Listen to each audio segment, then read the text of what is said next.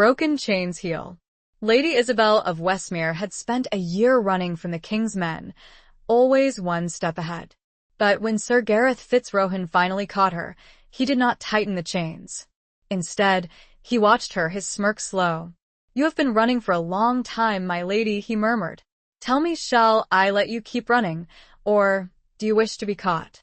If this table of contents meets your approval, you may issue the command, and I will proceed with Chapter 1. Chapter 1. The Falcon's Flight. The wind whipped at Lady Isabel's cloak, the coarse wool a meager shield against the biting chill of the late autumn air. It tasted of damp earth and the coming winter, a scent that had become synonymous with fear. For a year, it had been the scent of her life, this relentless, desperate flight. The sun, a pale disk behind a veil of gray clouds, offered little warmth, mirroring the cold dread that had taken root deep in her bones. She urged her mare, a sturdy, mud-splattered beast named Briar, onward, the rhythmic thud of hooves on the frost-hardened ground a frantic counterpoint to the pounding of her own heart. The forest of Westmere, once her sanctuary, now felt like a hunting ground, every rustle of leaves, every snap of a twig, a potential herald of her capture. Isabel risked a glance over her shoulder. The trees, skeletal and bare, offered glimpses of the rolling hills beyond, but no sign of pursuit. Yet she knew they were there. The king's men, always there, lurking just beyond the horizon, relentless as the turning of the seasons. She was Lady Isabel of Westmere, though the title felt like a phantom limb, a reminder of a life that had been ripped away. A life of silk gowns and sun-drenched gardens, of laughter, and the comforting weight of her father's hand on her shoulder. All gone, consumed by the king's insatiable hunger for power and the treachery that had painted her family as traitors. Her father, Lord Alaric, had been a proud man, loyal to the old ways, a bulwark against King Edric's creeping tyranny. He had refused to bend the knee, to surrender the ancient rights of Westmere, and for that, he had paid the ultimate price. Isabel had watched, hidden in the shadows of the great hall, as the king's guard had dragged him away, his eyes filled with a mixture of defiance and despair. That image, seared into her memory, fueled her flight, her refusal to be another victim of Edric's cruelty. The escape had been orchestrated by Alara, her old nurse, a woman whose wrinkled face held more wisdom and courage than any knight Isabel had ever known. "Run, my lady," Alara had whispered, thrusting a pouch of coins and a crudely drawn map into her hands. "Fly like the falcon, and do not look back." And so she had. For a year, she had lived like a shadow, flitting from village to village, relying on the kindness of strangers, the remnants of her father's loyal network of supporters. She had traded her silks for rough-spun wool, her jeweled fingers for calloused hands. She had learned to sleep under the stars, to hunt for her supper, to silence the cry of her own heart. The map Alara had given her was more than just a guide, it was a lifeline. It led to a hidden refuge, a monastery nestled deep in the Whisperwood, a place said to be beyond the king's reach. It was her only hope, a fragile thread of possibility in the tapestry of despair that had become her life. But the Whisperwood was still days away, and the king's hunters were closing in. She could feel it, a prickling on her skin, a tightening in her chest. They were led by Sir Gareth Fitzrohan, a name whispered with a mixture of fear and grudging respect. He was known as the King's Hound, a man of unwavering loyalty and ruthless efficiency. He had never failed to bring his quarry to heel. Isabel tightened her grip on the reins, her knuckles white against the worn leather. She wouldn't be taken. Not without a fight. She had learned to wield a dagger, taught by a gruff, one-eyed woodsman who had once served her father. She wouldn't hesitate to use it, even against a knight as formidable as Fitzrohan. A sudden sound, the distinct thwack of an arrow embedding itself in a nearby tree, shattered the fragile quiet. Isabel's heart leaped into her throat. She spurred Briar into a gallop, the mare's powerful muscles bunching and releasing beneath her. The forest blurred into a whirlwind of gray and brown, the wind screaming in her ears. Another arrow whizzed past, So close, she felt the whisper of its fletching against her cheek. They were toying with her, like a cat with a mouse. She could hear the pounding of hooves behind her, gaining ground. Escape was impossible. Isabel made a split-second decision. She veered off the main path, plunging into a dense thicket of thorns and tangled undergrowth. Briar stumbled, nearly throwing her, but Isabel held on, her body aching, her breath ragged. The thicket opened into a small clearing, dominated by a crumbling stone well. It was a dead end.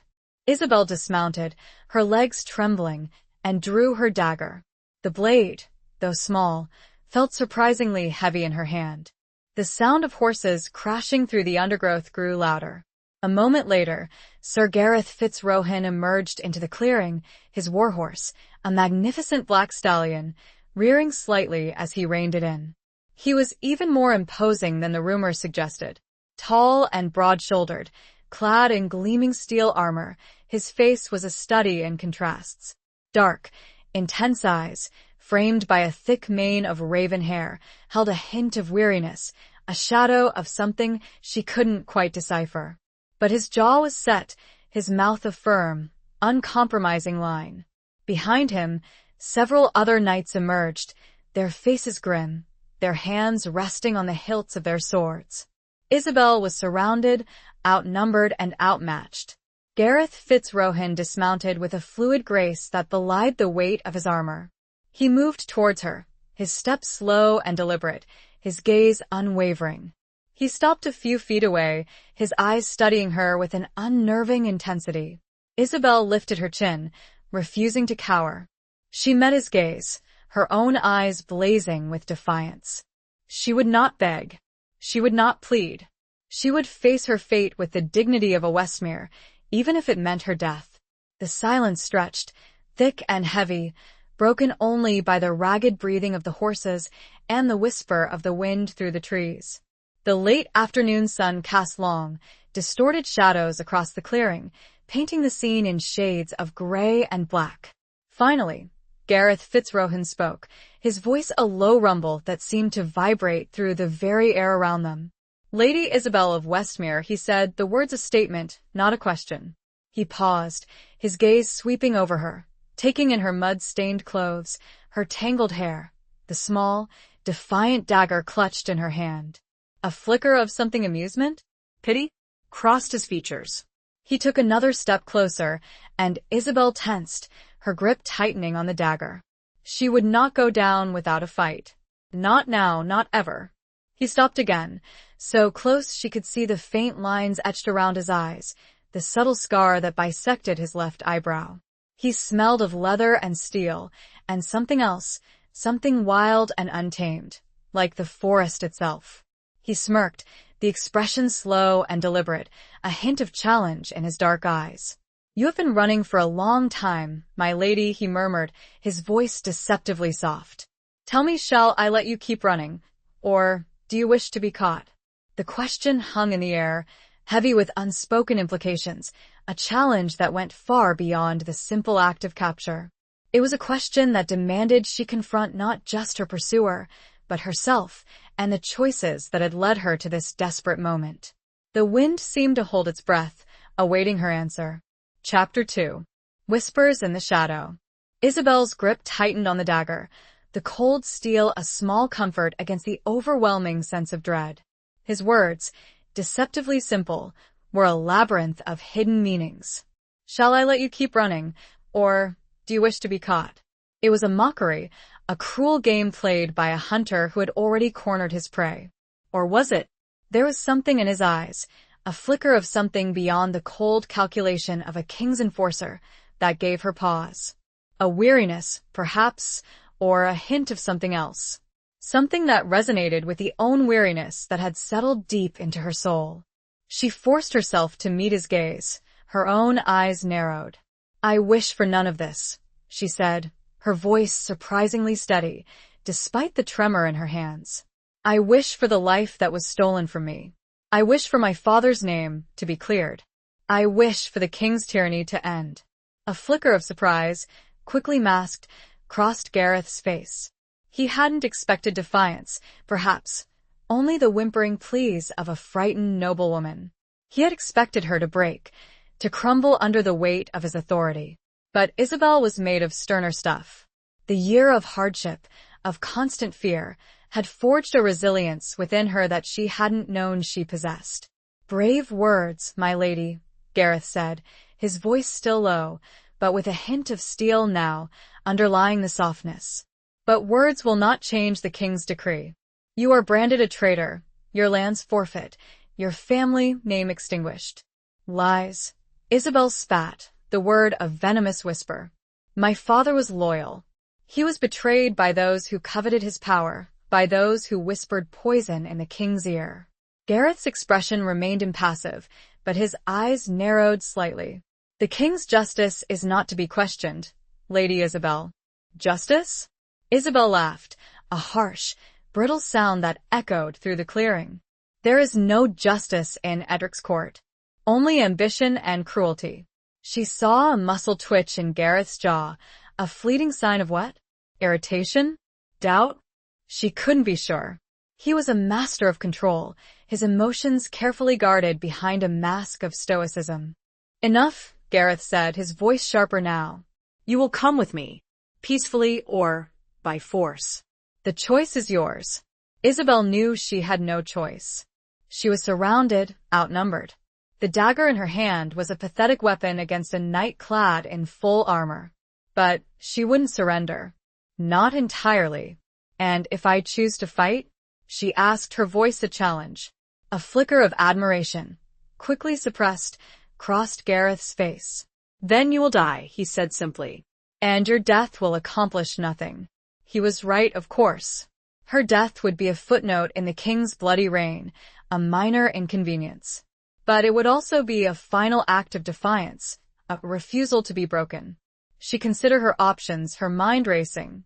She could fight and die. Or she could surrender and live, perhaps, to fight another day. The thought of the monastery, of the refuge it promised, flickered in her mind. It was a faint hope, but it was all she had left.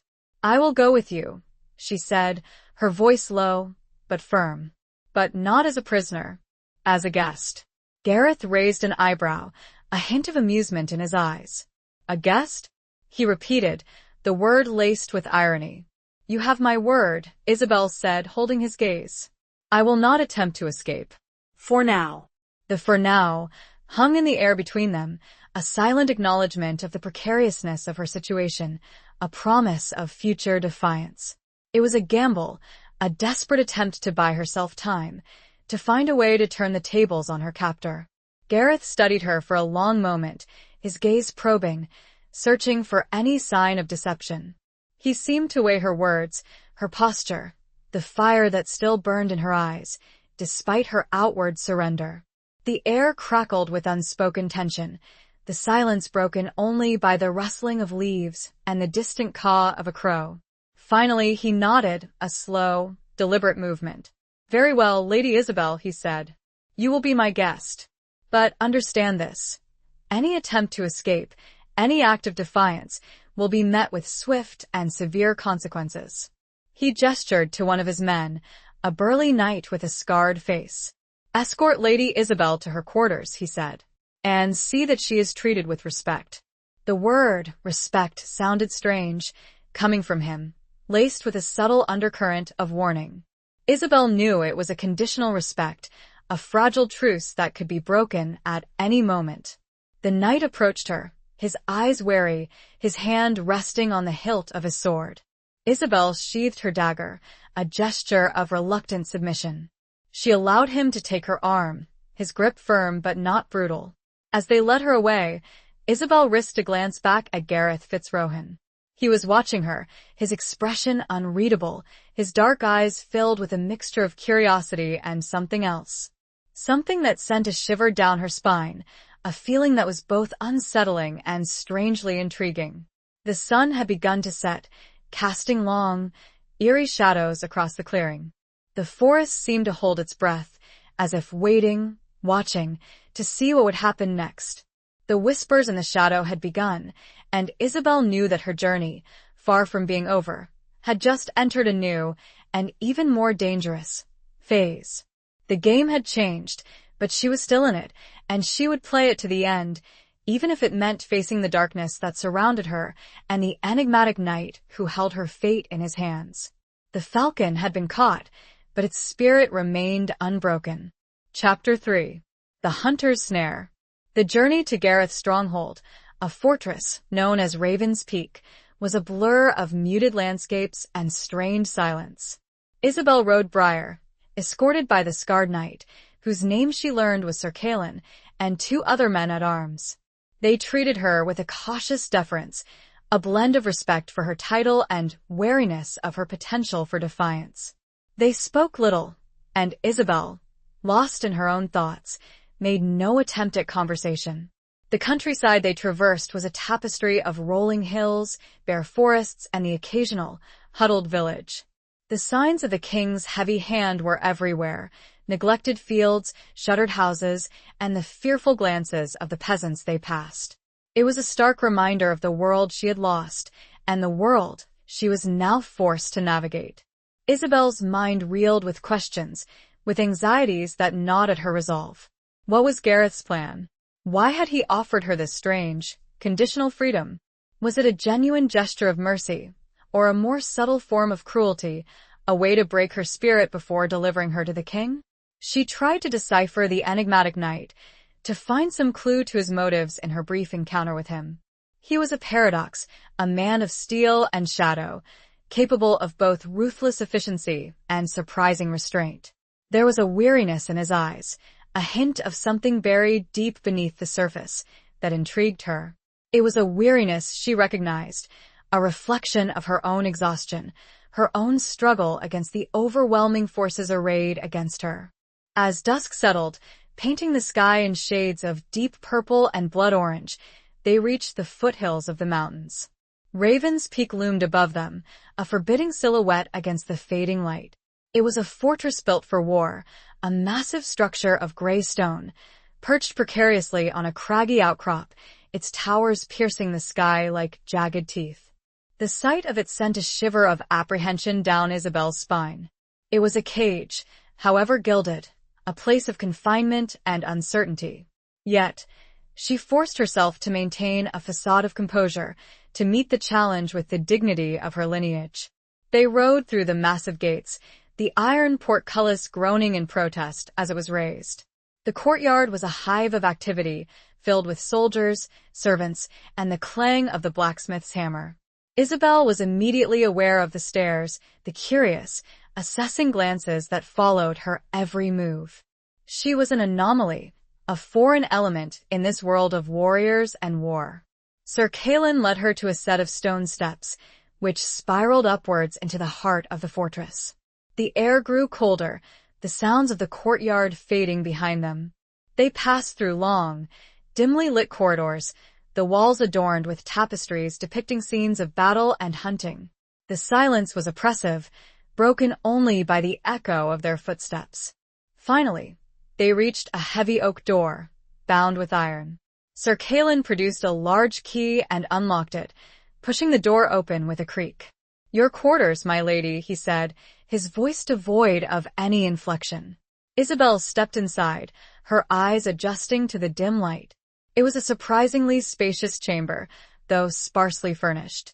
A large bed, draped with heavy furs, dominated one wall. A single window, narrow and barred, offered a breathtaking view of the valley below. A fire crackled merrily in the hearth, casting a warm glow that dispelled some of the chill. "A servant will bring you food and water," Sir Calin said. "You are confined to this chamber until Sir Gareth summons you." He paused, his scarred face softening slightly. "He is not unkind, my lady, but he is firm. Do not test him." With that, he bowed and left, the door closing behind him with a heavy thud. Isabel heard the key turn in the lock, the sound a stark reminder of her captivity. She stood for a moment, taking in her surroundings. It was a far cry from the luxurious chambers of her childhood home, but it was clean and relatively comfortable. It was, for now, her sanctuary, her prison. She walked to the window, gazing out at the darkening landscape. The valley was a patchwork of fields and forests, stretching out to the horizon. The wind howled outside, rattling the window panes, a mournful sound that echoed the turmoil in her own heart. She was trapped, caught in the hunter's snare. But she was not broken. She would use this time, this strange reprieve, to gather her strength, to plan her next move. She would find a way to escape, to reclaim her freedom, to avenge her father's death. The fire crackled in the hearth, casting dancing shadows on the walls. Isabel wrapped her arms around herself, seeking warmth and comfort. She was alone, surrounded by enemies, but she was not defeated. The falcon's spirit still burned within her, a flicker of defiance in the gathering darkness. The hunter may have snared her, but he had not yet tamed her, and she would not make it easy for him. The game was far from over. She would bide her time. She felt along the seams of her rough spun dress, to the small pocket where Alara's map was hidden. She would find the Whisperwood. She had to. Chapter 4. A Cage of Gold. The servant who arrived was a young woman, barely more than a girl, with wide, apprehensive eyes and a nervous tremor in her hands. She carried a tray laden with simple fare, roasted chicken, a loaf of bread, a wedge of cheese, and a flagon of ale. She set the tray down on a small table near the fire, her movements hurried and awkward. "My lady," she whispered, her voice barely audible. "Sir Gareth bids you eat and rest. He will see you on the morrow." Isabel nodded, offering a small, reassuring smile. "Thank you," she said. "What is your name?" The girl seemed startled by the question, as if unused to being addressed directly. "Am Mara, my lady," she stammered. "Mara," Isabel repeated, the name a soft murmur. "It is a pleasure to meet you." Mara blushed, her cheeks flushing a delicate pink. She curtsied quickly, and then hurried out of the room, the door closing behind her with a soft click.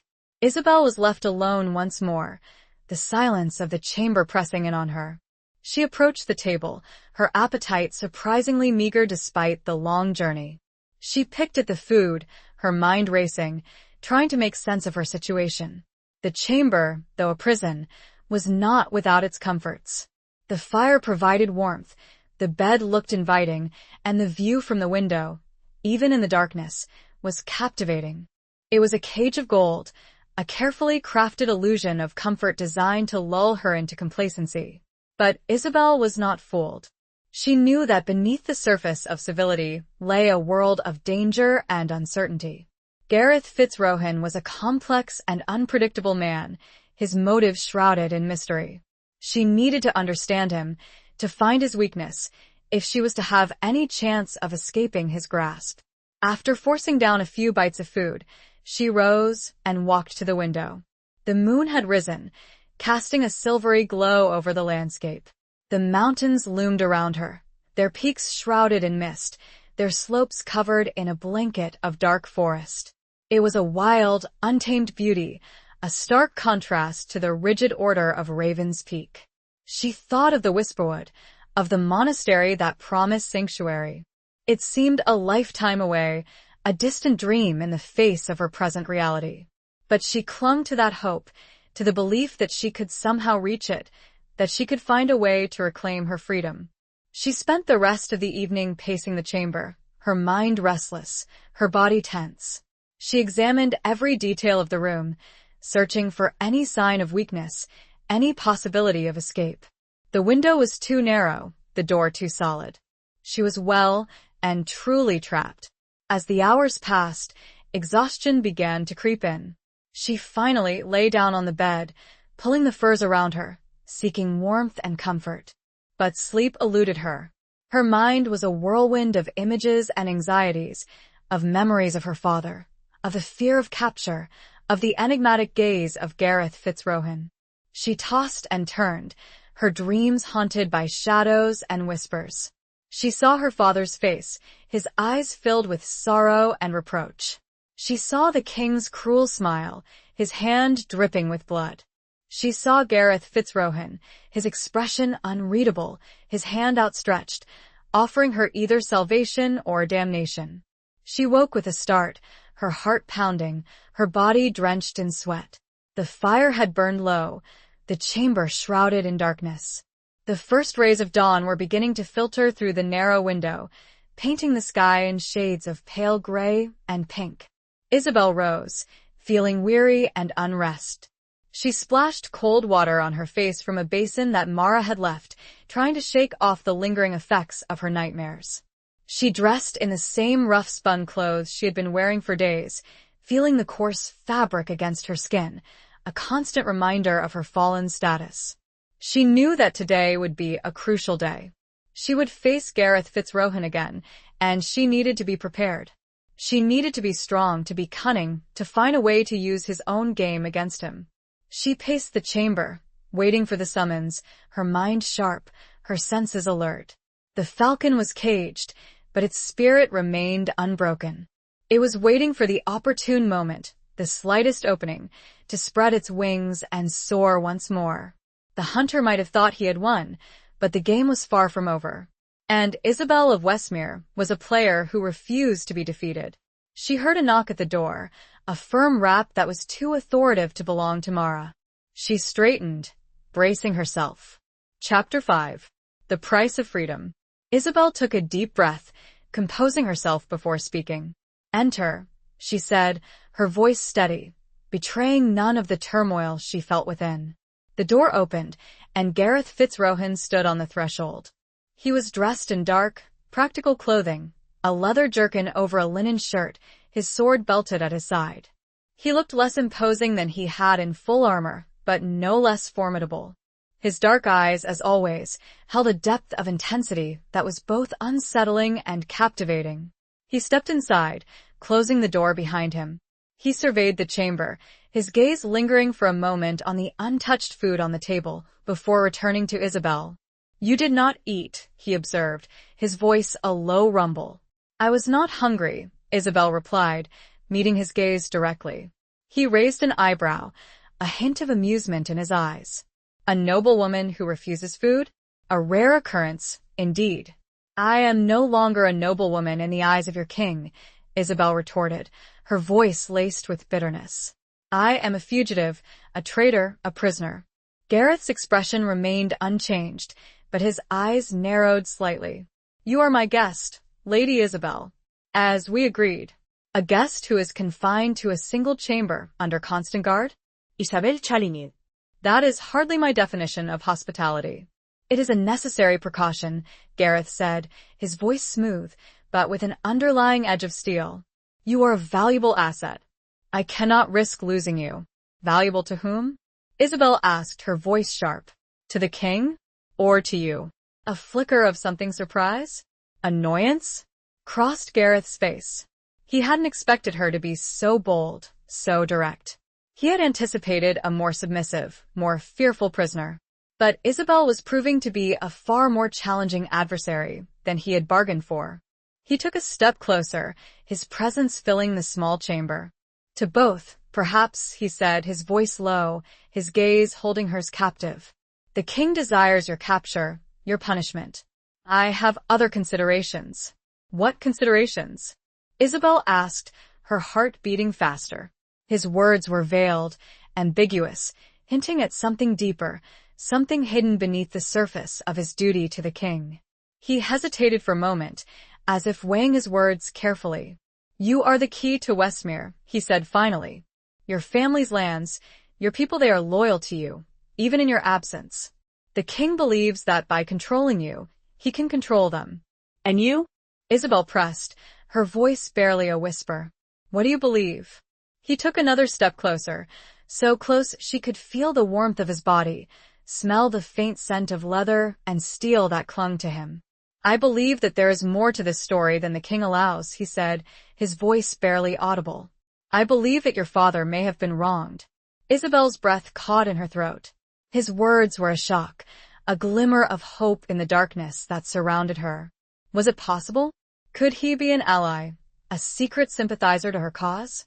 Or was it a trap, a carefully crafted deception designed to lower her guard? "Why?" she asked, her voice trembling slightly. "Why would you say that? You are the king's hound, sworn to obey him without question." Gareth's expression softened slightly, a hint of weariness in his eyes. "I am sworn to uphold the law," he said. "But the law is not always just. And sometimes a man must follow his conscience, even if it means defying his king." He reached out, his hand hovering near her cheek, but he did not touch her. Isabel held her breath, her body tense, uncertain of his intentions. The air between them crackled with unspoken tension, with a mixture of fear and something else. Something that sent a shiver of awareness through her. "I have seen too much bloodshed," Gareth continued, his voice low and rough. "Too much injustice. I am tired of being a pawn in the king's games." He lowered his hand, his gaze searching hers. "I do not know if I can trust you, Lady Isabel," he said. "But I am willing to consider the possibility. I am willing to listen to your side of the story." Isabel's mind reeled. His words were a revelation, a turning point in her captivity. He was offering her a chance, a glimmer of hope. But it was a dangerous game, a gamble with potentially devastating consequences. Could she trust him? Could she afford not to? "What do you want from me?" she asked, her voice still trembling, but with a newfound strength. "The truth," Gareth said simply. "Tell me everything. Tell me about your father, about the accusations against him, about the events that led to your flight. Hold nothing back." He paused, his gaze intense. And then he said, his voice barely a whisper, "We will decide what to do next. Together." The word together resonated, a fragile bridge across the chasm that separated them, a hunter and his prey, now potentially allies in a dangerous game. The price of freedom, it seemed, was truth, and a willingness to trust the very man who had captured her. It was a price Isabel was willing to pay, even if it meant walking a tightrope between hope and betrayal. Chapter 6. Scars of the Past. Isabel hesitated, her mind a whirlwind of conflicting emotions. Trust. It was a word that had lost its meaning in the past year, replaced by suspicion and fear. Could she truly trust Gareth Fitzrohan, the king's hound, the man who had hunted her across the land? Yet, there was something in his eyes, a sincerity, a weariness, that resonated with her own jaded spirit. She looked around the chamber, the stone walls a silent witness to her decision. The fire crackled in the hearth, casting dancing shadows, mirroring the uncertainty that swirled within her. The price of freedom, he had said, was the truth. But the truth was a dangerous weapon, one that could cut both ways. "Very well," she said finally, her voice low but firm. "I will tell you everything. But I ask for your word, Sir Gareth, that you will listen with an open mind, that you will not judge me based on the king's lies." Gareth nodded, his expression solemn. "You have my word, Lady Isabel. I will listen, and I will judge you based on what I hear, what I see, and what my own conscience tells me." He gestured towards a pair of chairs near the fire. "Let us sit," he said. "This may be a long story." They sat, facing each other, the firelight flickering between them. Isabel took a deep breath, gathering her thoughts, preparing to unravel the tapestry of betrayal and loss that had defined her life. It began with the king's ambition. She began, her voice steady, her gaze fixed on the flames. He craved more power, more land. "My father, Lord Alaric, was a powerful lord, his lands rich and fertile. He was also a man of principle, loyal to the old ways, to the ancient rights of the nobility." She paused, remembering her father's strong, proud face, his unwavering belief in justice and honor. He refused to bend the knee to the king's increasingly tyrannical demands. He refused to surrender the rights that had been passed down through generations of Westmeres. Gareth listened intently, his expression unreadable, his dark eyes fixed on hers. He did not interrupt, did not judge. He simply absorbed her words, allowing her to tell her story in her own time. "The king saw this as defiance," Isabel continued, her voice laced with bitterness. "He saw my father as a threat, an obstacle to his plans. He began to spread rumors, to whisper accusations of treason, of plotting against the crown." She recounted the events leading up to her father's arrest, the fabricated evidence, the false witnesses, the kangaroo court that had condemned him without a fair trial. She described the horror of watching her father being dragged away, the despair of knowing that she was powerless to save him.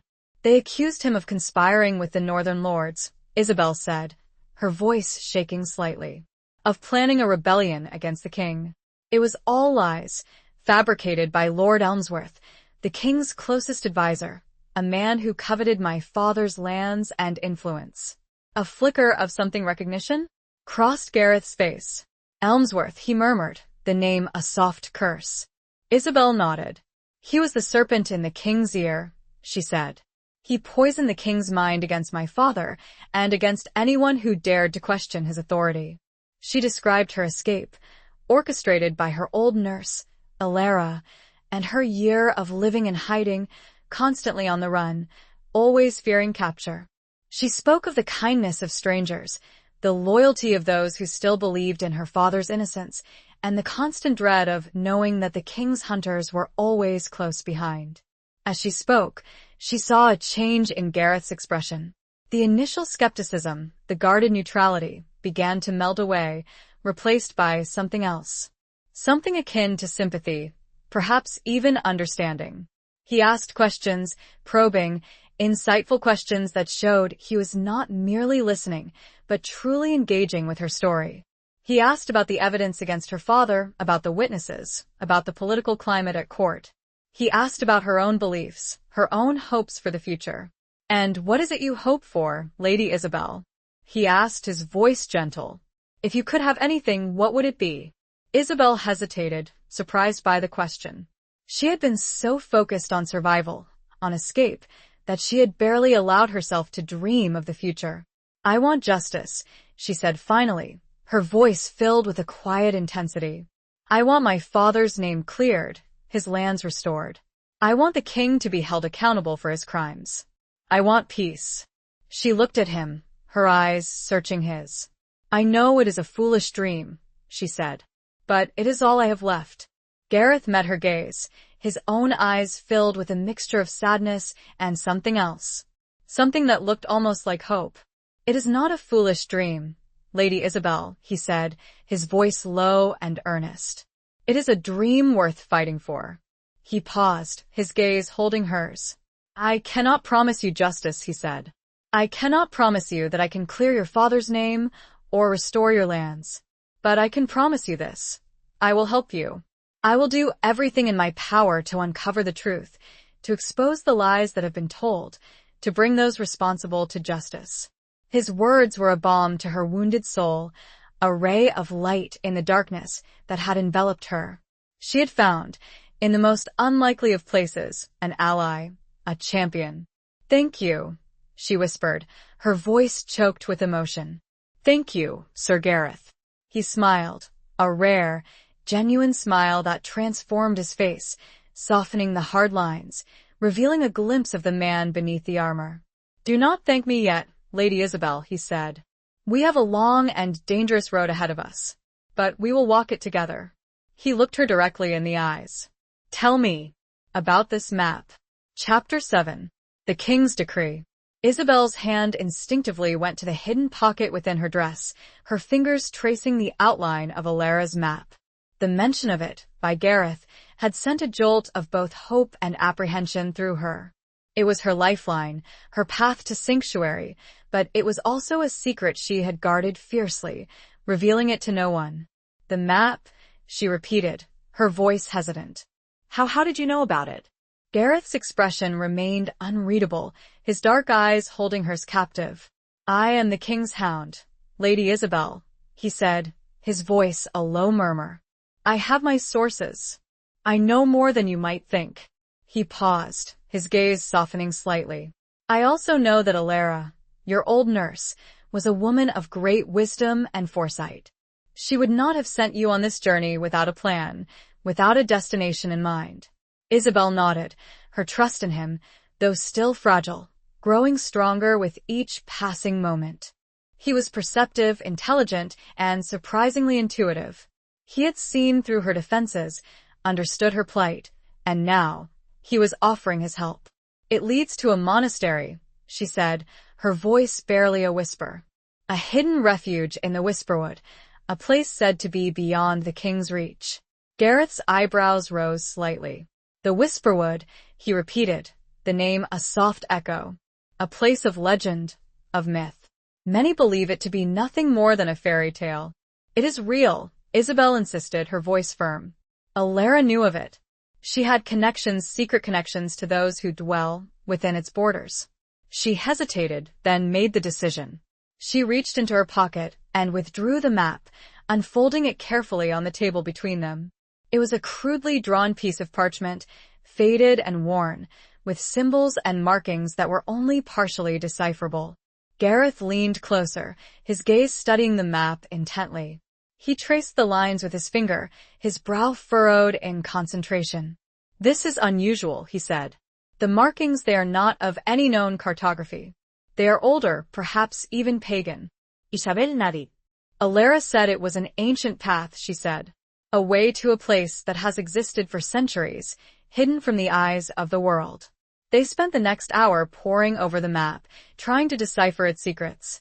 Gareth, with his knowledge of the land and his military training, was able to identify some of the landmarks, to trace a possible route through the treacherous mountains and forests that lay between Raven's Peak and the Whisperwood.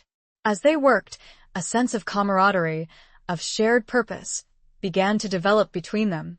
They were no longer hunter and prey, but allies, bound together by a common goal. The initial tension, the suspicion and fear, began to dissipate, replaced by a fragile trust, a growing understanding. A sudden knock on the door interrupted their concentration. Both Isabel and Gareth looked up, startled. Gareth rose, his hand instinctively going to the hilt of his sword. "Who is it?" he called out, his voice sharp. "It is I, my lord," a voice replied. "A messenger from the king." Gareth's expression hardened. He exchanged a quick glance with Isabel, a silent communication of apprehension and uncertainty. He opened the door, revealing a young man, breathless and dusty, wearing the king's livery. "My lord," the messenger said, bowing low, "I bring urgent tidings from King Edric." He produced a sealed scroll, bearing the royal crest. Gareth took it, his face grim. He broke the seal and unrolled the scroll, his eyes scanning the contents. As he read, his expression darkened, his jaw tightening.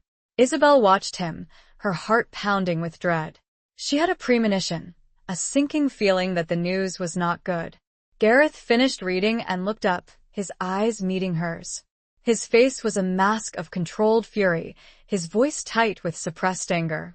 "The king has issued a decree," he said, his voice low and harsh. "He has declared you, Lady Isabel of Westmere, an outlaw, a traitor to the crown. He has offered a reward for your capture, dead or alive." He paused, his gaze intense. "And he has ordered me," he said, his voice barely a whisper, "to deliver you to him. Immediately." The king's decree hung in the air, a death sentence, a shattering of the fragile truce they had forged. The game had changed again, and Isabel was once more the hunted, with the hunter now forced to choose between his loyalty and his conscience. The map lay forgotten on the table, a symbol of a hope that seemed, once again, out of reach. Chapter 8. Beneath a Cloak of Stars. The silence that followed Gareth's pronouncement was thick with tension, heavy with the weight of unspoken words. Isabel's heart sank, the fragile hope that had blossomed within her withering under the cold reality of the king's decree. Dead or alive? The words echoed in her mind, a stark reminder of the precariousness of her situation. She looked at Gareth, her eyes searching his, trying to gauge his reaction, to find some clue as to his intentions. His face was a mask of conflicting emotions, anger, frustration, and something else, something that looked almost like despair. "What will you do?" she asked, her voice barely a whisper, her throat constricted with fear. Gareth didn't answer immediately. He paced the chamber, his hand resting on the hilt of his sword, his mind clearly wrestling with the impossible choice before him. He was caught between his duty to the king, his sworn oath, and the burgeoning sense of justice, of loyalty, that had begun to grow within him towards Isabel. He stopped pacing and turned to face her, his dark eyes filled with a turmoil that mirrored her own. "I do not know," he said, his voice rough with emotion. I cannot simply hand you over to him. Not after what you have told me. Not after what I have begun to believe." He ran a hand through his hair, his frustration evident. "But I am sworn to obey him," he continued. "To defy him would be treason, punishable by death.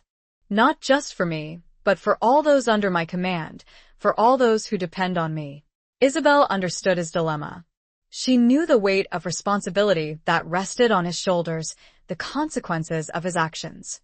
She had seen firsthand the king's ruthlessness, his willingness to crush anyone who stood in his way. "I will not ask you to betray your oath," she said, her voice quiet but firm.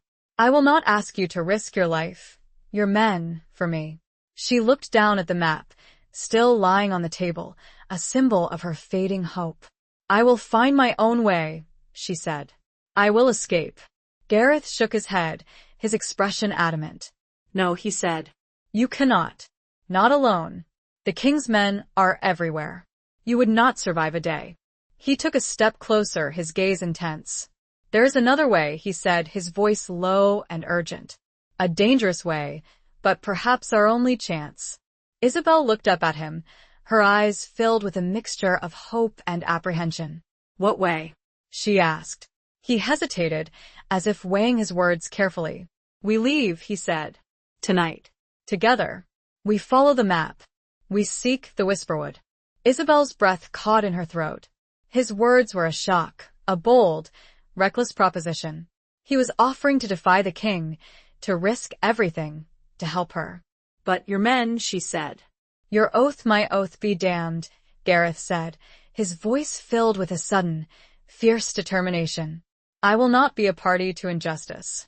I will not deliver an innocent woman to her death."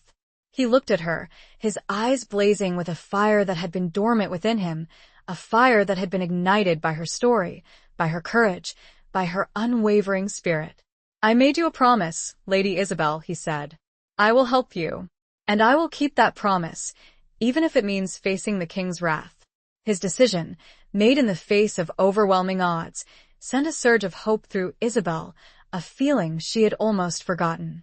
She had found, in the heart of her enemy's stronghold, an ally, a protector, a man who was willing to risk everything for her. She looked to the window. It had grown fully dark outside. "Tonight?" she asked. He nodded and led her from the room. They met no one on the way. They met Briar, already saddled in the stables, his own destrier next to hers. "We ride under the cloak of stars, my lady," he said. "Pray they guide our path." They rode out, not through the main gates, but a postern gate, hidden and rarely used. As they cleared the walls of Raven's Peak and started toward the foreboding forest, Isabel could not help but turn back one more time, toward the place that had been a cage, that had become for a moment a strange kind of shelter.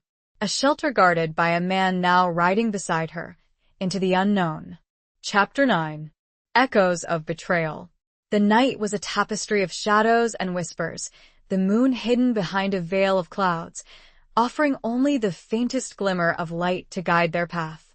The forest, dark and foreboding, pressed in on them, its silence broken only by the rustle of leaves, the hoot of an owl, and the steady thud of their horses' hooves. Isabel rode beside Gareth, her senses heightened, her body tense with a mixture of fear and exhilaration. They were fugitives now, both of them, their fates intertwined, their lives hanging in the balance. The weight of their decision, the enormity of their defiance, pressed down on her, but she refused to yield to despair. She glanced at Gareth, his face barely visible in the darkness, his profile a stark silhouette against the night sky. He rode with a quiet determination, his gaze fixed ahead, his hand resting on the hilt of his sword. He was a warrior, accustomed to danger, but she knew that this was different. This was not a battle against a known enemy, but a flight into the unknown, a rebellion against the very foundations of his world. "Are you afraid?" she asked, her voice a soft whisper, carried away by the wind. He didn't answer immediately, his silence a testament to the complexity of his emotions. Yes, he said finally, his voice low and rough. But not of the king. Not of death. I am afraid of failing you. His words touched her deeply, a testament to the bond that had formed between them, a bond forged in shared adversity, in mutual trust. She had placed her life in his hands, and he was determined to protect her, even at the cost of his own. You will not fail me, she said, her voice firm, filled with a newfound confidence. We will face this together. We will find the Whisperwood. They rode in silence for a while, their thoughts their only companions. The forest grew denser, the trees taller, their branches intertwined, creating a canopy that blotted out the sky. The air grew colder, the scent of pine and damp earth filling their nostrils. As they rode, Isabel's mind drifted back to her father, to the events that had led to his downfall. She remembered the whispers, the accusations, the growing sense of unease that had permeated the court in the months leading up to his arrest. There was someone else, she said suddenly, her voice breaking the silence. Someone besides Elmsworth. Someone who betrayed my father. Gareth turned to her, his eyebrows raised in question. Who? He asked. Isabel shook her head.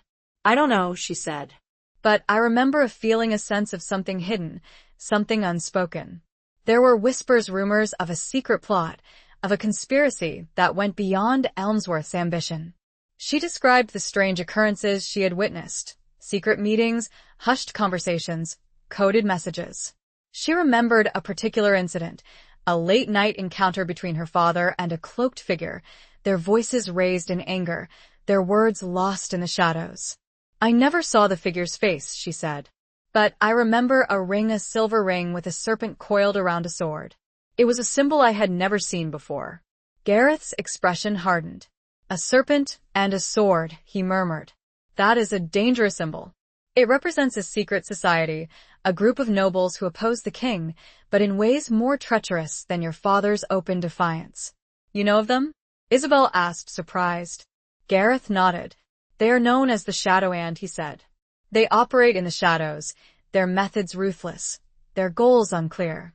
They are said to be involved in assassinations, conspiracies, and all manner of dark deeds. He paused, his gaze troubled. If they were involved in your father's downfall, he said, then this is far more dangerous than I thought. They are a powerful enemy, and they have allies in high places. Isabel's heart sank. The revelation of the Shadow Hand's involvement added another layer of complexity to her situation, another obstacle to her quest for justice. She had thought that Elmsworth was the sole architect of her father's ruin, but now she realized that she was facing a much larger, much more insidious conspiracy. We must be careful, Gareth said, his voice low and urgent. We cannot trust anyone. The Shadow Hand has eyes and ears everywhere. They continued their journey, their pace quickening, their senses alert to any sign of danger. The forest seemed to press in on them, its shadows alive with unseen threats. The echoes of betrayal, of a conspiracy that reached far beyond her father's downfall, haunted Isabel's thoughts, fueling her determination to uncover the truth, to expose the darkness that had consumed her world. The Whisperwood, their destination, seemed farther away than ever, but they pressed on, their hope a fragile flame in the face of overwhelming odds. And Isabel held the image in her mind of the silver ring, the serpent and sword. She would find out who wore it.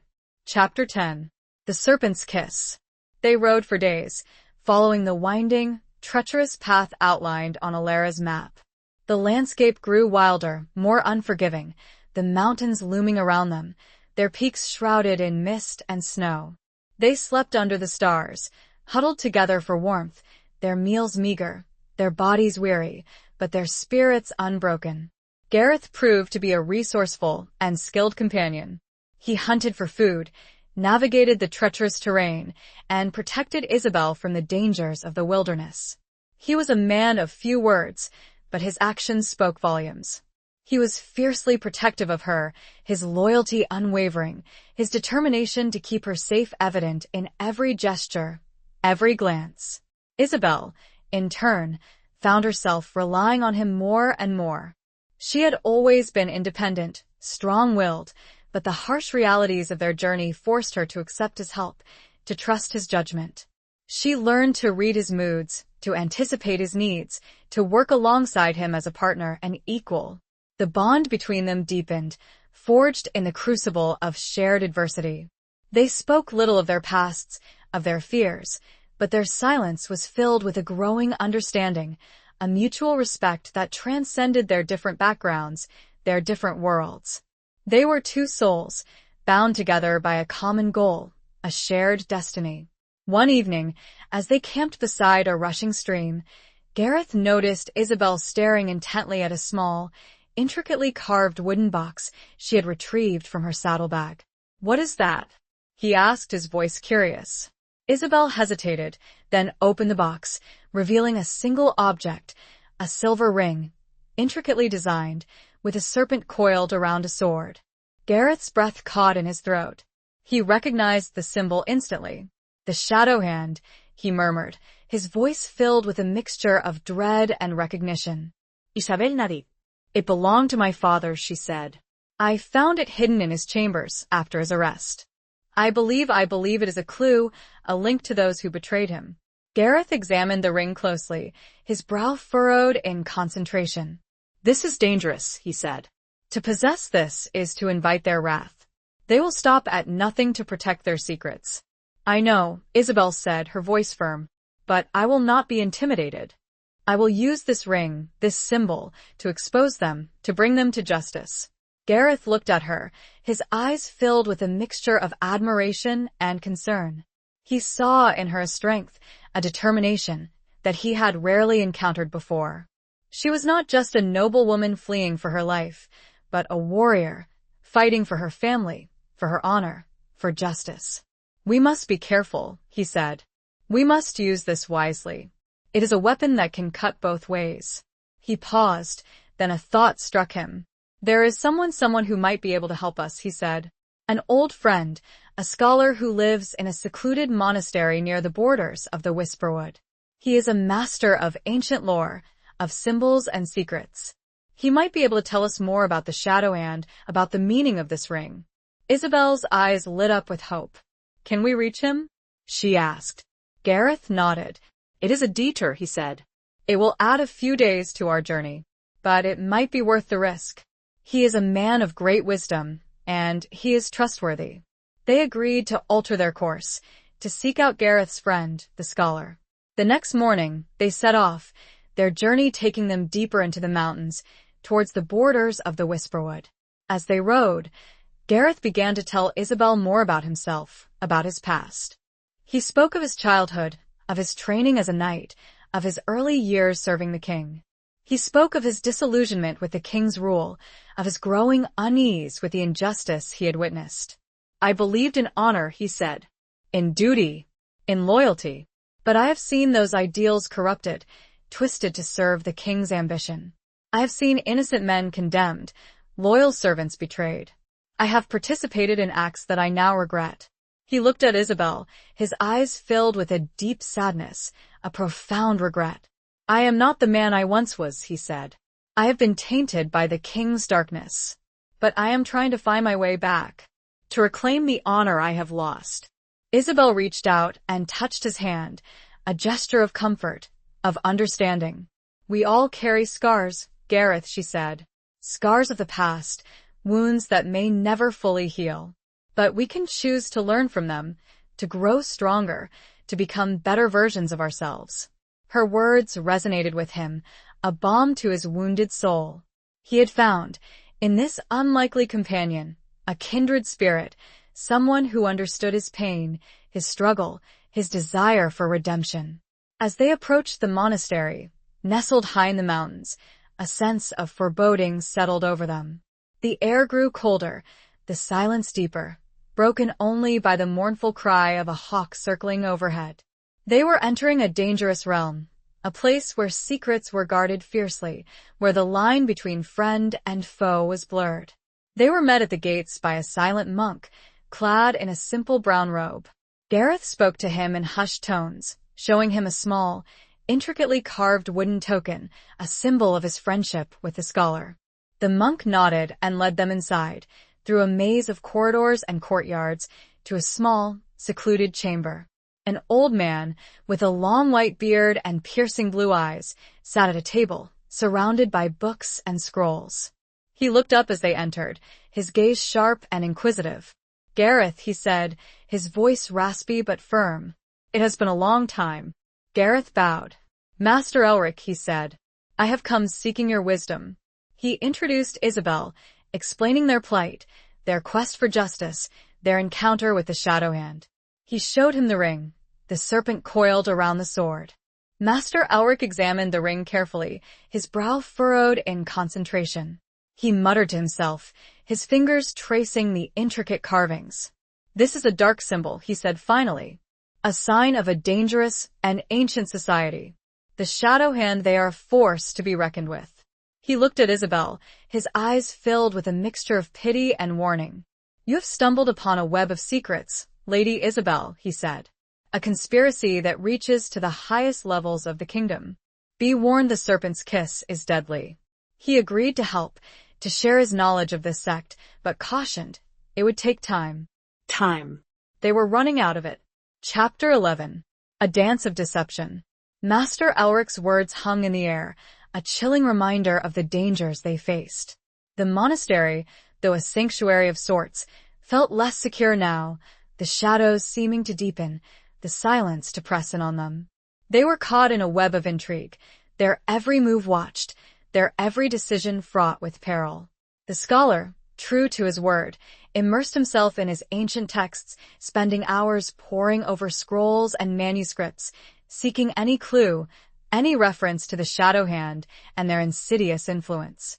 He shared what he knew with Gareth and Isabel, revealing a history of betrayal, of assassinations, of conspiracies that had shaped the kingdom for centuries. "They are masters of deception," Master Elric explained, his voice low and grave. "They operate in the shadows, their identities hidden, their motives obscure. They are like a serpent, coiled and ready to strike, their venom poisoning the very heart of the kingdom." He described their rituals, their symbols, their methods of recruitment and control.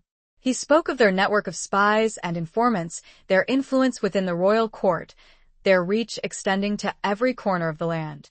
"They seek power," he said, "but not in the open, not through conquest or rebellion.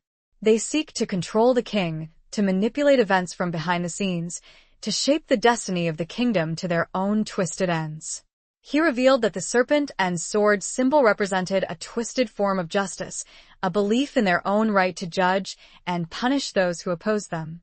They saw themselves as the true guardians of the realm, the protectors of an ancient order, even as they undermined the very foundations of law and order.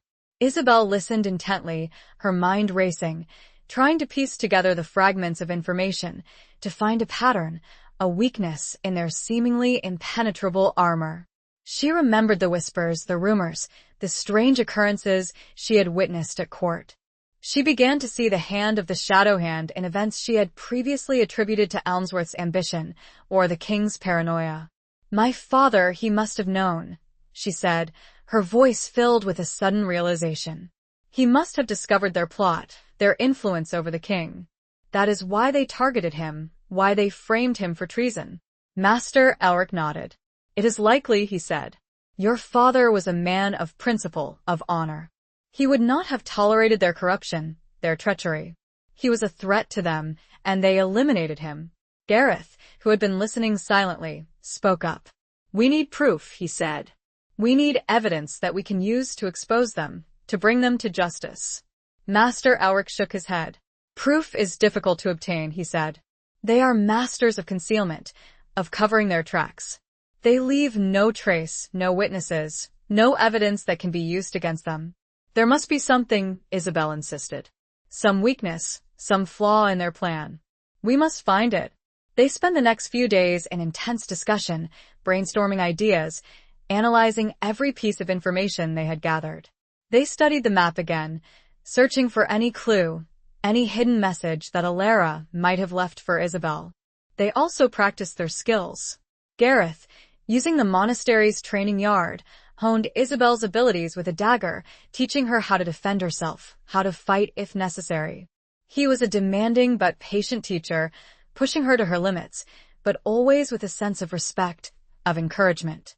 As they trained, they grew closer, their bond strengthening with each passing day. They shared stories, laughter, and moments of quiet contemplation. They were two souls, drawn together by a common purpose, a shared destiny. One evening, as they sat by the fire in Master Elric's chamber, Isabel had an idea. "The ring," she said. "It is a symbol of their power, of their identity. What if we could use it against them?" Gareth looked at her, intrigued. "How?" he asked. "What if we could infiltrate them?" Isabel suggested. "What if we could use the ring to gain access to their meetings, to learn their secrets, to expose their plans?" It was a dangerous, reckless idea, but it was also their best chance. To enter the serpent's lair, to dance with deception, to play their game, but on their own terms. It would require courage, cunning, and a willingness to risk everything. Gareth hesitated, his mind weighing the risks, the potential consequences. But he saw the fire in Isabel's eyes, the determination in her voice. He knew that she would not be deterred, that she was willing to face any danger to achieve her goal. Master Elric had found something. The Shadow and, he said, would be meeting. "Soon. And close." "Too close."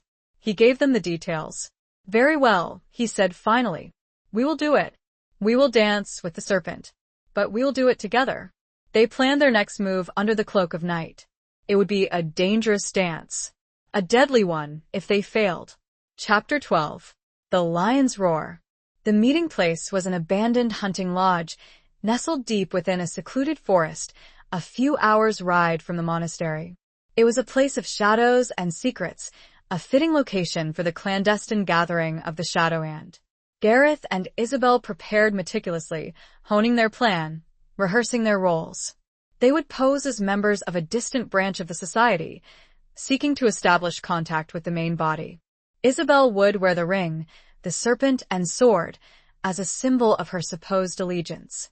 Gareth would be her escort, her protector, his presence lending credibility to their deception. It was a perilous gamble, a dance with death. If their deception were discovered, they would face swift and brutal retribution. But they had no other choice. They were determined to infiltrate the Shadowhand, to expose their treachery, to avenge Isabel's father and countless others who had fallen victim to their insidious plots. As dusk settled, they rode out from the monastery, their hearts pounding with a mixture of fear and anticipation. The forest, dark and foreboding, seemed to press in on them, the silence broken only by the rustle of leaves and the occasional hoot of an owl. They were entering the serpent's lair, a place where danger lurked around every corner, where one wrong move could mean their doom. They reached the hunting lodge just as darkness fell. It was a dilapidated structure, its windows dark, its walls crumbling, a testament to its abandonment. But there were signs of recent activity, fresh horse tracks, the faint scent of wood smoke, a flickering light emanating from within. Gareth and Isabel dismounted, tethering their horses in a hidden thicket. They approached the lodge cautiously, their senses alert, their hands resting on the hilts of their weapons. Gareth whispered to Isabel, "Remember the plan. Let me do most of the talking. Be confident, but not arrogant. And above all, do not betray any sign of fear." Isabel nodded, her heart pounding in her chest. She took a deep breath, steeling her nerves, preparing to play the most dangerous role of her life. She slipped the ring onto her finger, the cold metal a stark reminder of the peril she faced. They reached the door, a heavy oak slab, bound with iron. Gareth knocked, 3 sharp raps, a prearranged signal that Master Elric had provided. A moment of silence, then a gruff voice from within. "Who is it?" "We seek entry," Gareth replied, his voice firm and steady. "We bear greetings from the Westmarch chapter." Another pause, then the sound of bolts being drawn. The door creaked open, revealing a burly man, clad in dark clothing, his face obscured by the shadows. He eyed them suspiciously, his hand resting on the hilt of a dagger. "The password," he demanded. Gareth recited the phrase Master Elric had given them, a cryptic string of words in an ancient tongue. The guard's expression remained wary, but he stepped aside, allowing them to enter. The interior of the lodge was dimly lit by a few flickering torches, casting long, eerie shadows on the walls. A group of figures, perhaps a dozen or so, were gathered around a large table, their faces hidden by hoods and cloaks.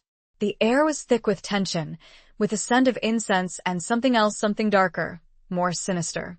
Isabel felt a shiver of apprehension run down her spine. She was surrounded by enemies, by men and women who would not hesitate to kill her if they discovered her true identity. But she forced herself to maintain a facade of composure, to play her role, to dance with deception. A tall figure, seated at the head of the table, rose and approached them.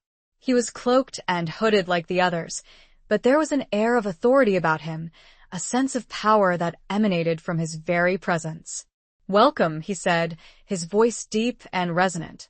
"I am Lord Valerius, the leader of this chapter. Who are you, and what brings you to this gathering?" Gareth stepped forward, bowing slightly. "My lord," he said, "I am Sir Kalen, of the Westmarch chapter.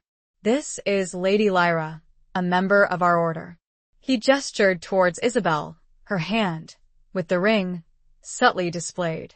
Lord Valerius's eyes narrowed, focusing on the ring. He seemed to recognize the symbol, a flicker of something crossing his features. "The Westmarch chapter," he repeated, his voice thoughtful. "We have not heard from you in some time." "We have been isolated," Gareth replied smoothly.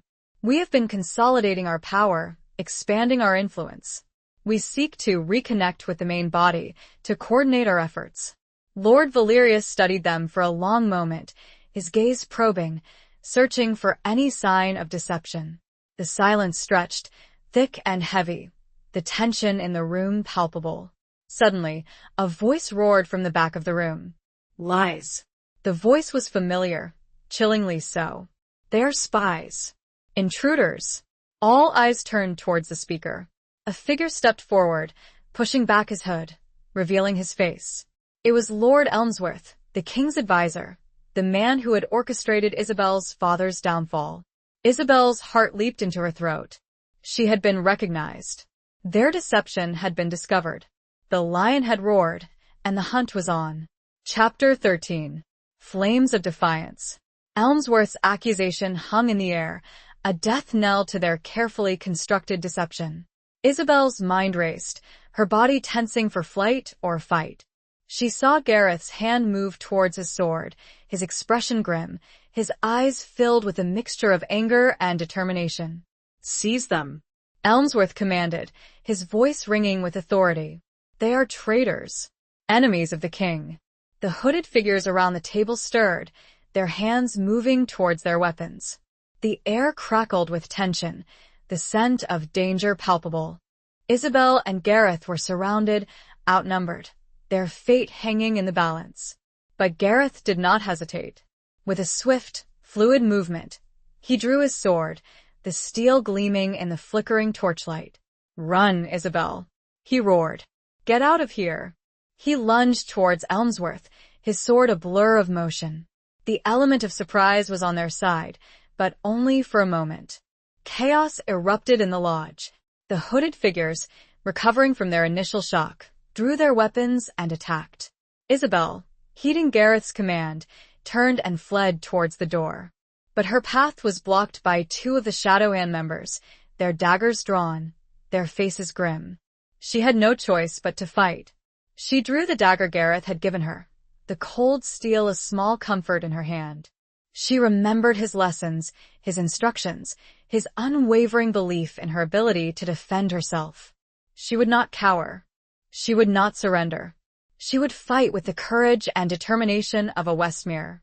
She parried the first attack, the clash of steel echoing through the lodge. She ducked under the second, her movements swift and agile, honed by Gareth's relentless training. She was outnumbered, outmatched, but she would not go down without a fight. Meanwhile, Gareth was engaged in a fierce duel with Elmsworth and several other Shadowhand members. He fought with the skill and ferocity of a seasoned warrior, his sword a whirlwind of deadly motion. He was protecting Isabel, creating a diversion, giving her a chance to escape. But he was surrounded, his enemies pressing in on him, their weapons seeking his blood. He knew that he could not hold them off forever. He needed to break free, to reach Isabel, to get her out of this trap. Isabel, fighting for her life, managed to disarm one of her attackers, sending his dagger clattering across the floor. She pressed her advantage, her own dagger seeking a vital point. But the other attacker was relentless, his blade slashing towards her, forcing her to retreat. Suddenly, a torch was knocked from its sconce, falling to the floor, igniting the dry rushes that covered the wooden planks. Flames erupted, spreading quickly, filling the lodge with smoke and heat. The chaos intensified. The fight became a desperate scramble for survival, the combatants struggling not only against each other, but against the raging fire. Gareth, seeing his opportunity, used the confusion to his advantage. He fought his way towards Isabel, cutting down anyone who stood in his path. He reached her side, his face blackened with soot, his armor dented, but his eyes blazing with determination. "Come on," he shouted, grabbing her hand. "We have to get out of here." Together, they fought their way towards the door, the flames licking at their heels, the smoke choking their lungs.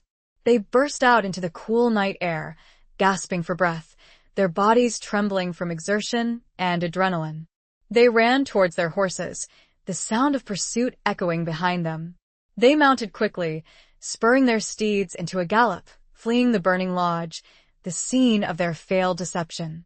They rode hard, the wind whipping at their faces, the flames of the lodge a distant glow in the darkness behind them. They were alive, they had escaped, but they were far from safe. They were now hunted, not only by the king, but by the Shadow Hand, a more dangerous, more insidious enemy. As they rode, Isabel looked at Gareth, his face illuminated by the moonlight. He was wounded, his armor scarred, but his spirit unbroken. He had risked his life for her, defying both the king and the Shadow Hand, his loyalty unwavering. "Thank you," she whispered, her voice choked with emotion. "You saved my life." Gareth met her gaze, his eyes filled with a mixture of relief and determination. "We are in this together, Isabel," he said. "We will face this together. We will not give up." The flames of defiance, ignited in the heart of the burning lodge, burned brightly within them. They had escaped the serpent's lair, but the hunt was far from over. They were fugitives, outlaws, but they were not defeated. They had each other, and they had a purpose: to expose the Shadow Hand, to avenge Isabel's father, to reclaim their honor and their freedom. The Whisperwood was still their goal. The map still their guide. Chapter 14. The Broken Oath. The days that followed were a blur of relentless flight, of constant vigilance, of living on the edge of survival. They rode through forests and across mountains, avoiding roads and villages, seeking the most secluded paths, their only guide the faded map and Gareth's knowledge of the terrain. They were hunted, pursued by both the king's men and the Shadow Hand, their enemies closing in from all sides. They had several close calls, narrowly escaping capture, their survival often dependent on Gareth's skill with a sword and Isabel's growing resourcefulness. The hardships they endured, the constant threat of discovery, forged an even stronger bond between them. They relied on each other completely, their trust absolute, their shared purpose their only guiding star. They were two souls, bound together by a common destiny, their love for each other growing stronger with each passing day, unspoken but undeniable.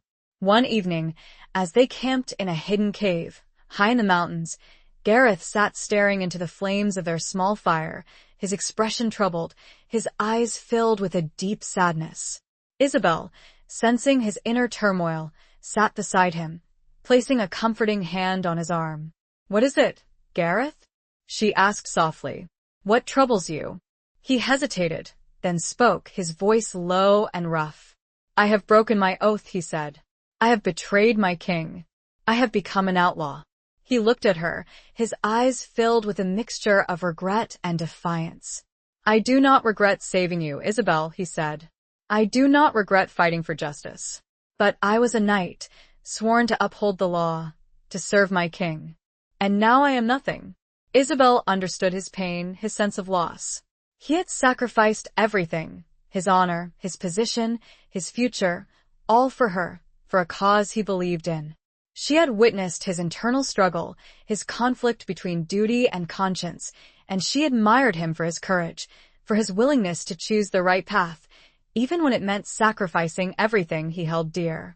"You are not nothing, Gareth," she said, her voice firm, filled with conviction. "You are more than a knight, more than a title, more than an oath. You are a man of honor, a man of courage, a man of integrity." She took his hand, her fingers interlacing with his. "You did not betray your oath," she said. "You upheld it. You swore to protect the innocent, to fight for justice. And that is exactly what you have done." She looked at him, her eyes shining with love and admiration. "You are my knight, Gareth," she said. "My protector, my champion. And I am proud to stand by your side." Her words touched him deeply, a balm to his wounded soul. He had lost everything, but he had gained something far more valuable, her love, her respect, her unwavering belief in him. He squeezed her hand, his eyes meeting hers. "Thank you, Isabel," he whispered. "Thank you for seeing the good in me, even when I could not see it myself." They sat in silence for a while, their hands clasped together, their hearts filled with a love that had blossomed in the midst of adversity, a love that was stronger than any oath, any title, any kingdom. The fire crackled and sputtered, casting dancing shadows on the cave walls. The wind howled outside, a mournful sound that echoed the turmoil in their world. But within the small circle of firelight, they found solace, comfort, and a sense of hope that transcended their perilous situation. Suddenly, a sound broke the silence, the faint but distinct sound of horses' hooves approaching the cave. Gareth and Isabel tensed, their senses alert, their hands reaching for their weapons. "Someone is coming," Isabel whispered, her voice filled with apprehension. Gareth nodded, his expression grim. "We must be ready," he said. "It could be the king's men, or the Shadow Hand, or someone else." They extinguished the fire, plunging the cave into darkness. They moved to the entrance, their bodies pressed against the cold stone, their weapons drawn, their hearts pounding with anticipation. The sound of hooves grew louder, closer. They heard voices, muffled by the wind, but unintelligible. They waited, their breath held, their bodies tense, ready for whatever awaited them. A figure appeared at the entrance of the cave, silhouetted against the faint light of the moon. It was a knight, clad in armor, his face obscured by a helmet. Gareth stepped forward, his sword raised. "Who are you?" he demanded, his voice sharp, challenging. "And what is your business here?" The knight raised his hand, a gesture of peace. "Hold, Sir Gareth," he said, his voice familiar. "It is I, Sir Calin." Gareth lowered his sword, his surprise evident. Calin, his former lieutenant, the scarred knight who had escorted Isabel to Raven's Peak. Calin removed his helmet, revealing his face, his expression a mixture of relief and concern. "I have been searching for you, my lord," he said. "I bring news." It was a gamble that could change everything. Chapter 15. A haven in the storm. Isabel watched the reunion with a mixture of relief and apprehension. Caelin's arrival was unexpected, a twist in their already complicated situation. Could he be trusted? Or was this a trap, a clever ruse by the king or the Shadow Hand? Gareth, however, seemed to trust his former lieutenant, his initial suspicion giving way to a cautious welcome. He sheathed his sword, his posture relaxing slightly. "Calin," he said, his voice still guarded. "What news do you bring? And how did you find us?" Calin dismounted, his movements stiff and weary, evidence of a long and arduous journey. "I have been following your trail, my lord," he said. "It was not easy. The king's men are everywhere, and the Shadow Hand, they have eyes and ears in every corner of the land." He looked at Isabel, his scarred face softening slightly. "I am glad to see you are safe, my lady," he said. "I feared the worst."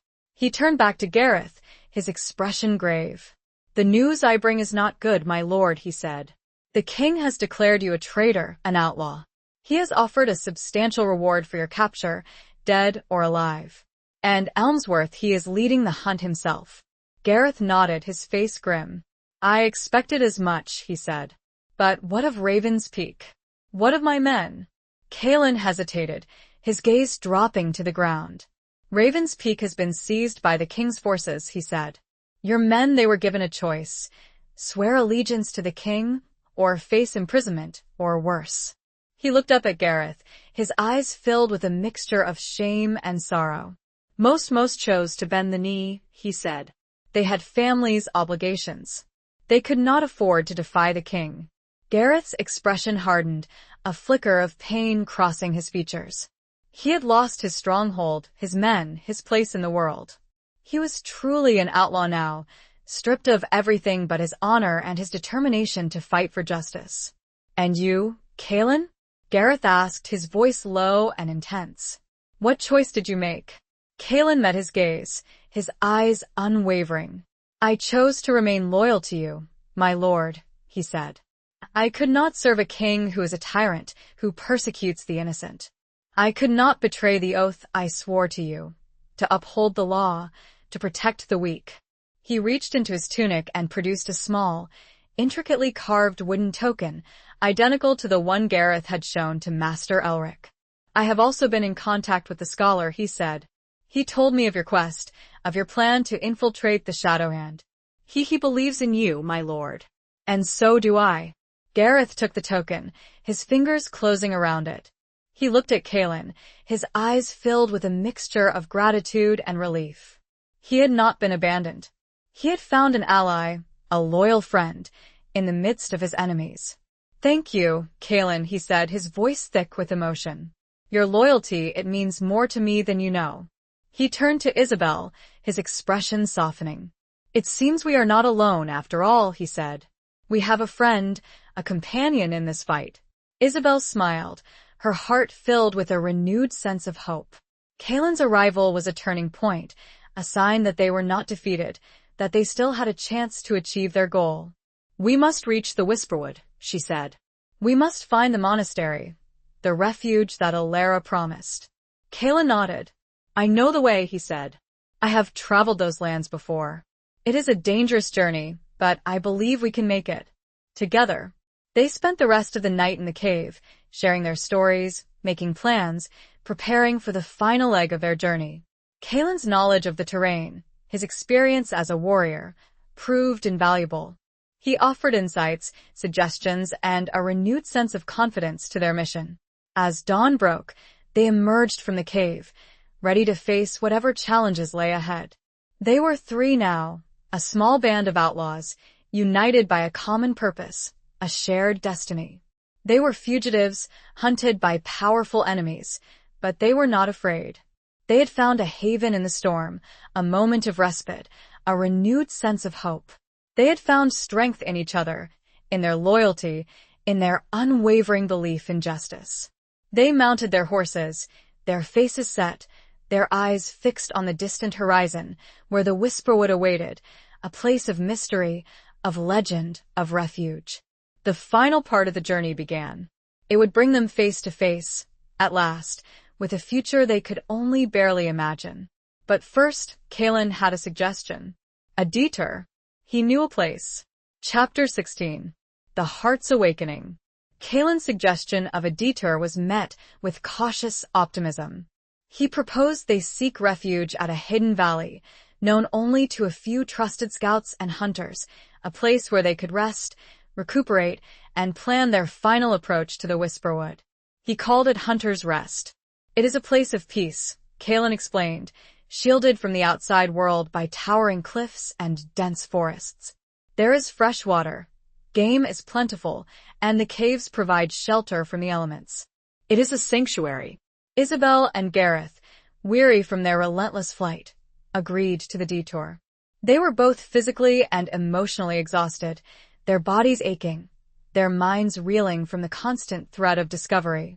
They needed time to heal, to regroup, to prepare for the final and most dangerous part of their journey. The journey to Hunter's Rest was arduous. but the landscape was breathtakingly beautiful.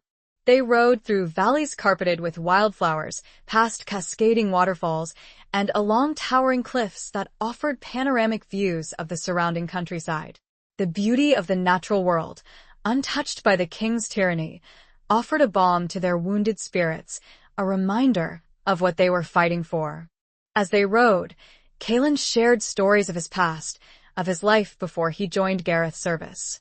He spoke of his family, his village, his dreams of a peaceful life, a life that had been shattered by the king's endless wars and oppressive rule. Isabel and Gareth, in turn, shared their own stories, their own losses, their own hopes for the future. They spoke of their childhoods, of their families, of the events that had shaped their lives. They spoke of their love for their land, for their people, for the ideals of justice and honor that had been trampled upon by the king's ambition. The sharing of their stories, their vulnerabilities, deepened the bond between them. They were no longer just allies, but friends, companions, their hearts intertwined, their destinies linked. They reached Hunter's Rest just as dusk was settling. It was even more beautiful than Kaelin had described. A hidden valley, enclosed by towering cliffs, a lush green meadow dotted with wildflowers, a crystal-clear stream meandering through its heart. It was a paradise, a haven from the storm that raged outside. They set up camp in a large, dry cave, overlooking the valley. They built a fire, cooked a simple meal of roasted game, and shared stories and laughter. It was the first time in weeks that they had felt safe, secure, able to relax their guard, to allow themselves a moment of peace.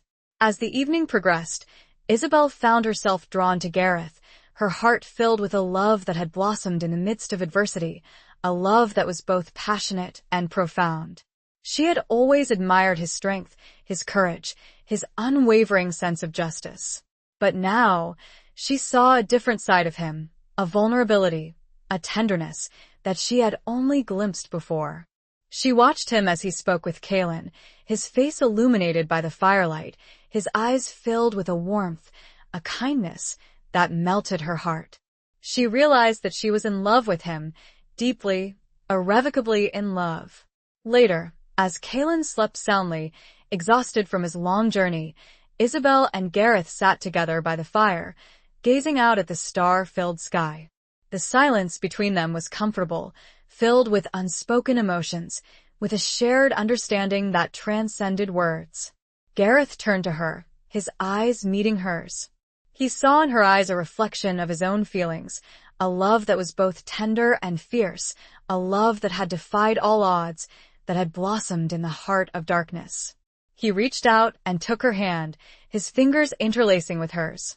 "Isabel," he whispered, his voice rough with emotion. "I have never felt this way before. I have never loved anyone like this." Isabel's heart soared. His words were a confirmation of her own feelings, a validation of the love that had grown between them. She leaned closer, her face tilting towards his. "And you," she whispered, her voice trembling with emotion. "I love you, Gareth. I love you with all my heart." He leaned in and kissed her, a tender, passionate kiss that sealed their love, that bound them together forever. It was a kiss that spoke of longing, of desire, of a shared future, a future they would fight for, together. The kiss deepened, their bodies pressing together, their hearts beating as one. They were lost in each other, in the moment, in the magic of their love.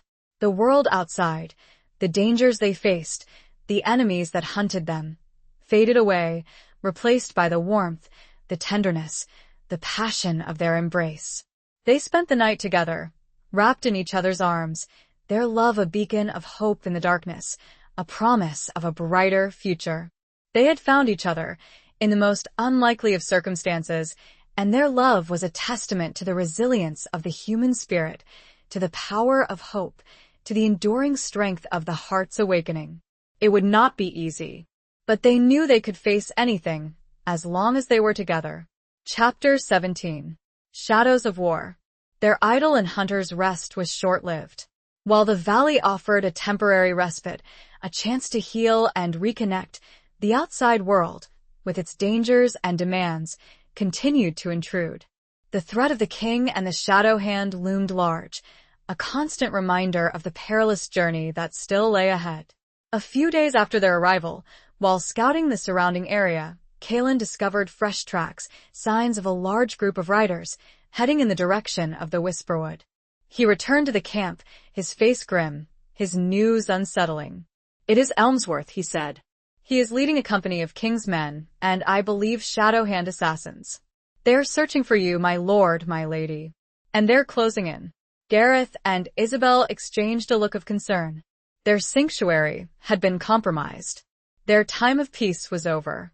They had to move on, to continue their journey to the Whisperwood before Elmsworth and his forces could find them.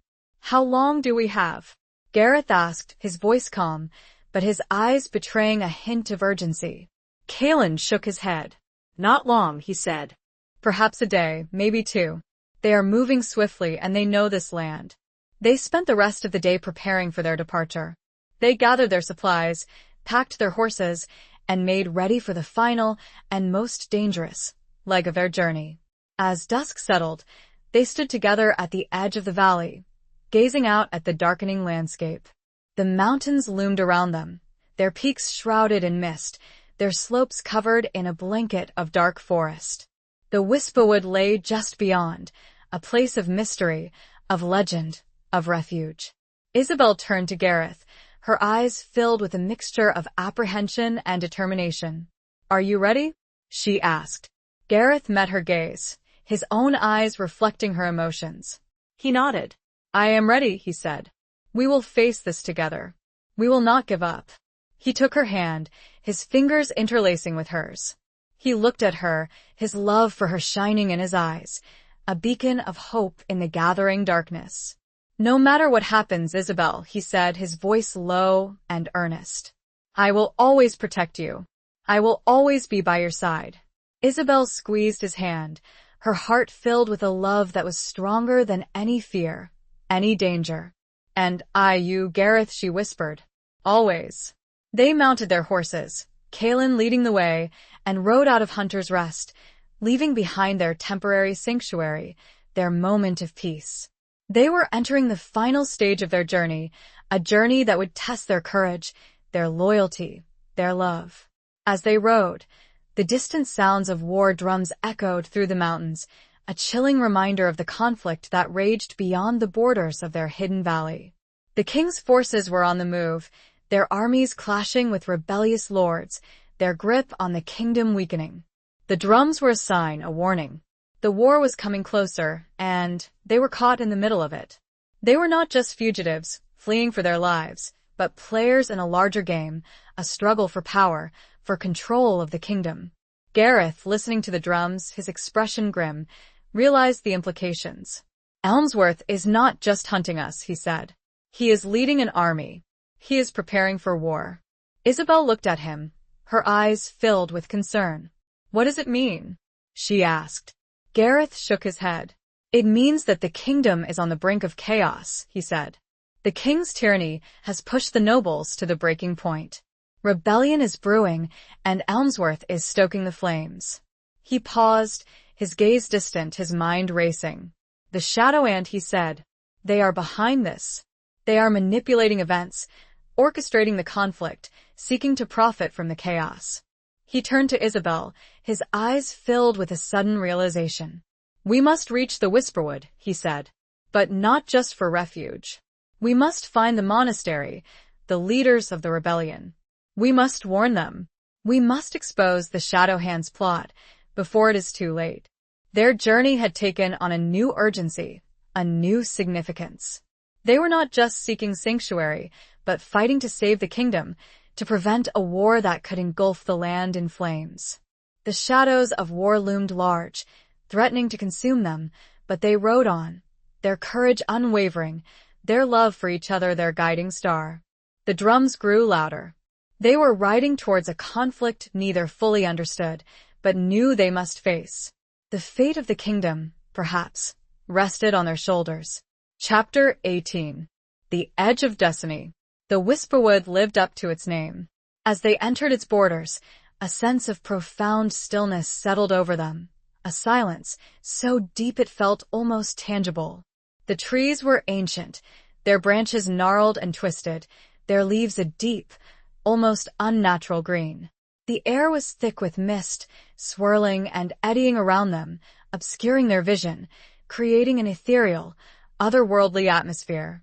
It was a place of magic, of mystery, a realm untouched by the outside world, by the king's tyranny, by the shadow hand's insidious influence.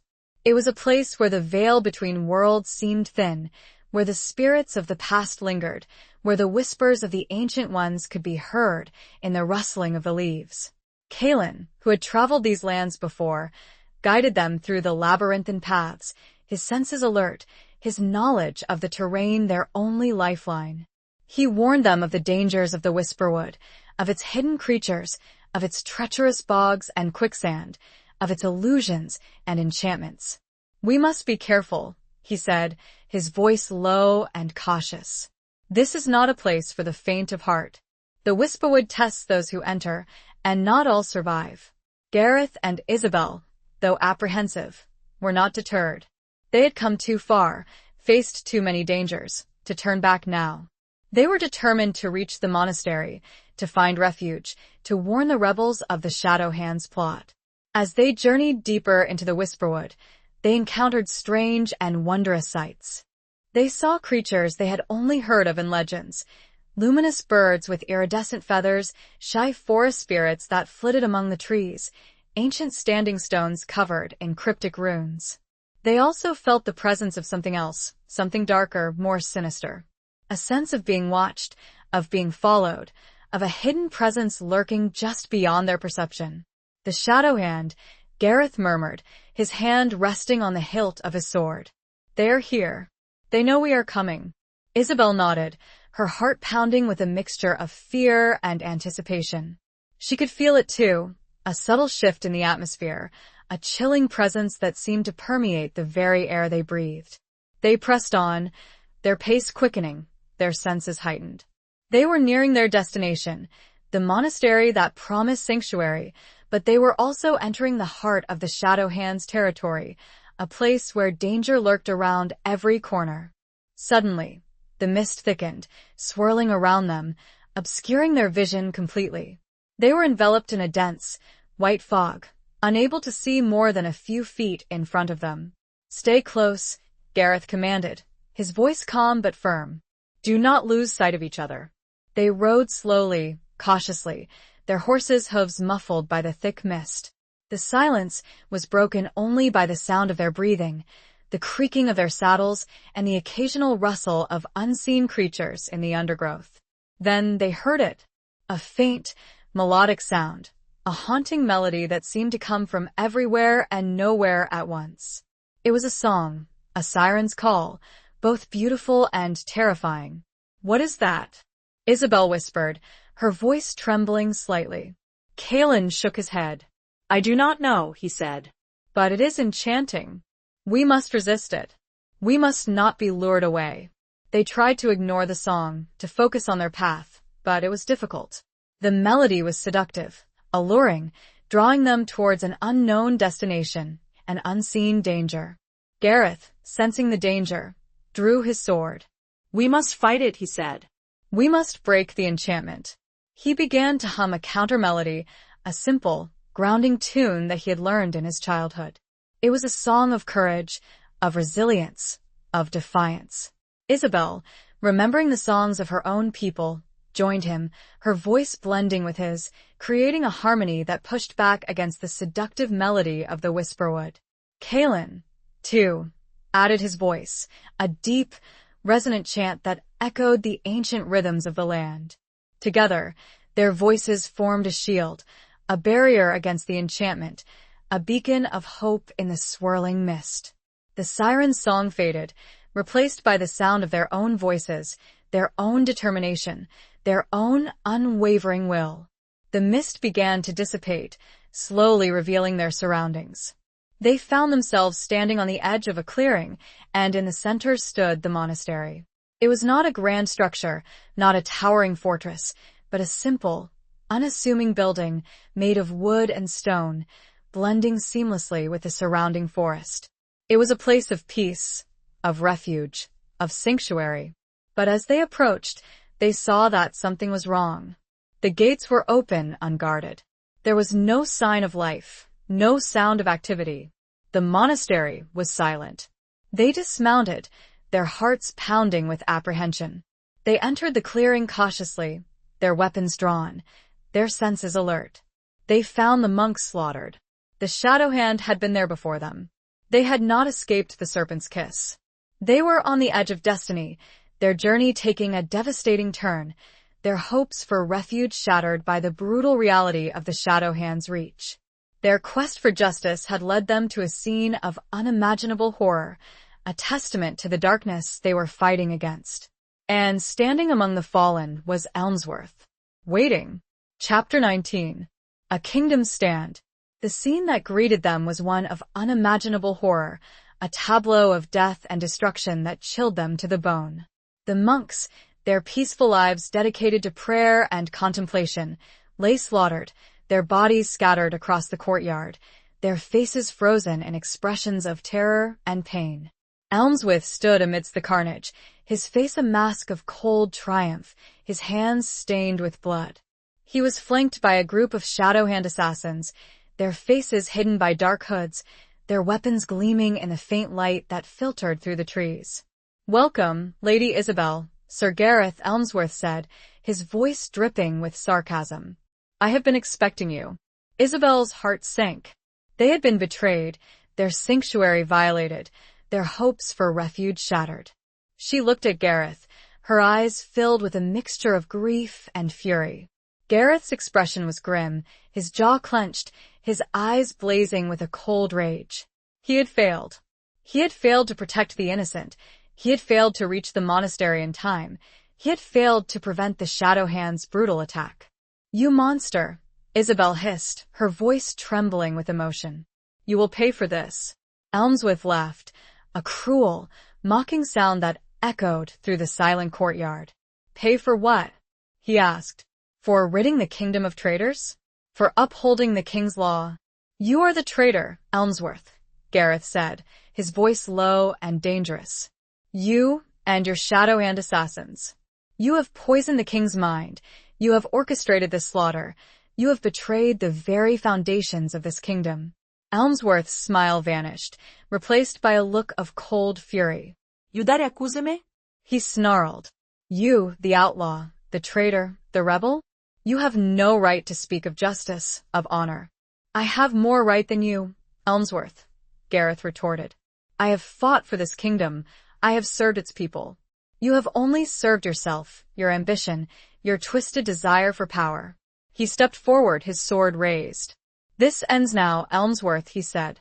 "I will not let you continue your reign of terror. I will not let you destroy this kingdom."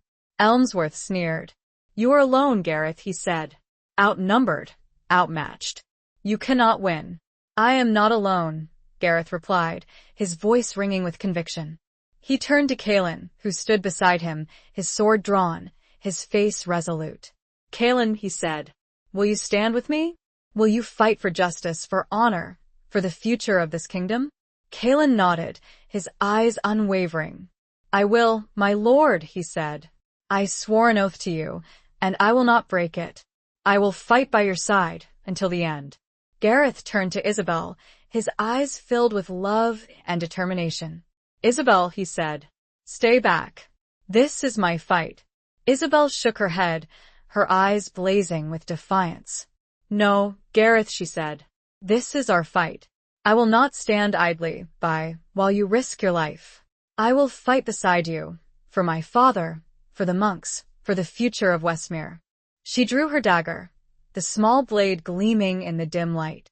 She was not a warrior, not a trained fighter, but she was a Westmere, and she would not cower in the face of danger.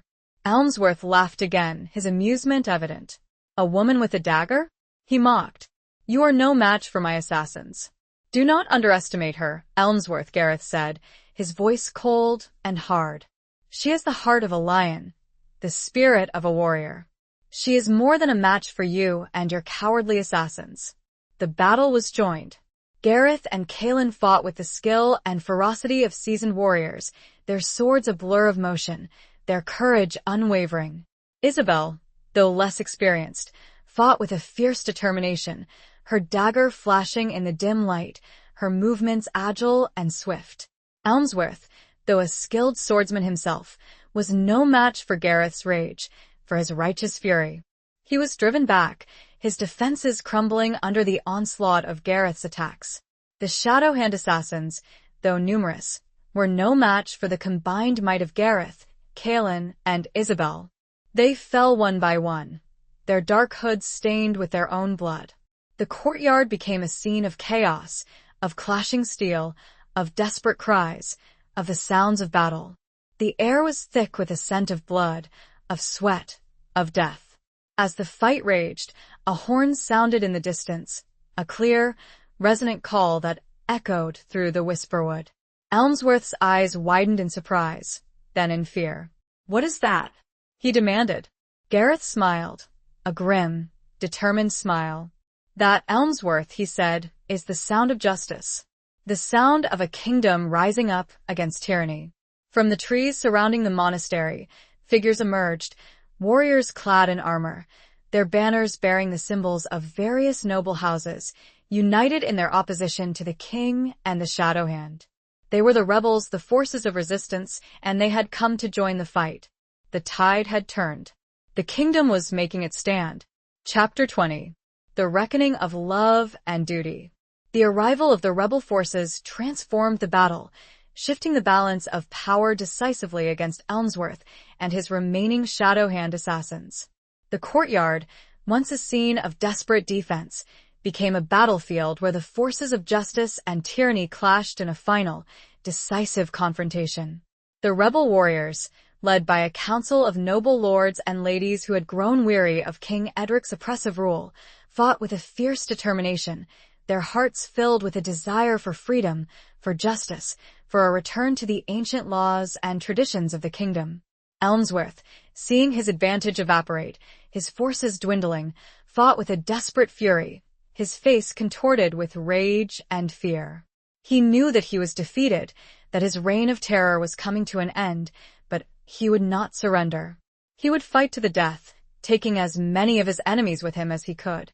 Gareth, fueled by a righteous anger, by a desire for vengeance for the slaughtered monks, for his betrayed oath, for Isabel's suffering, fought like a man possessed. His sword was a blur of motion, cutting down any who stood in his path, his eyes fixed on Elmsworth, his ultimate target.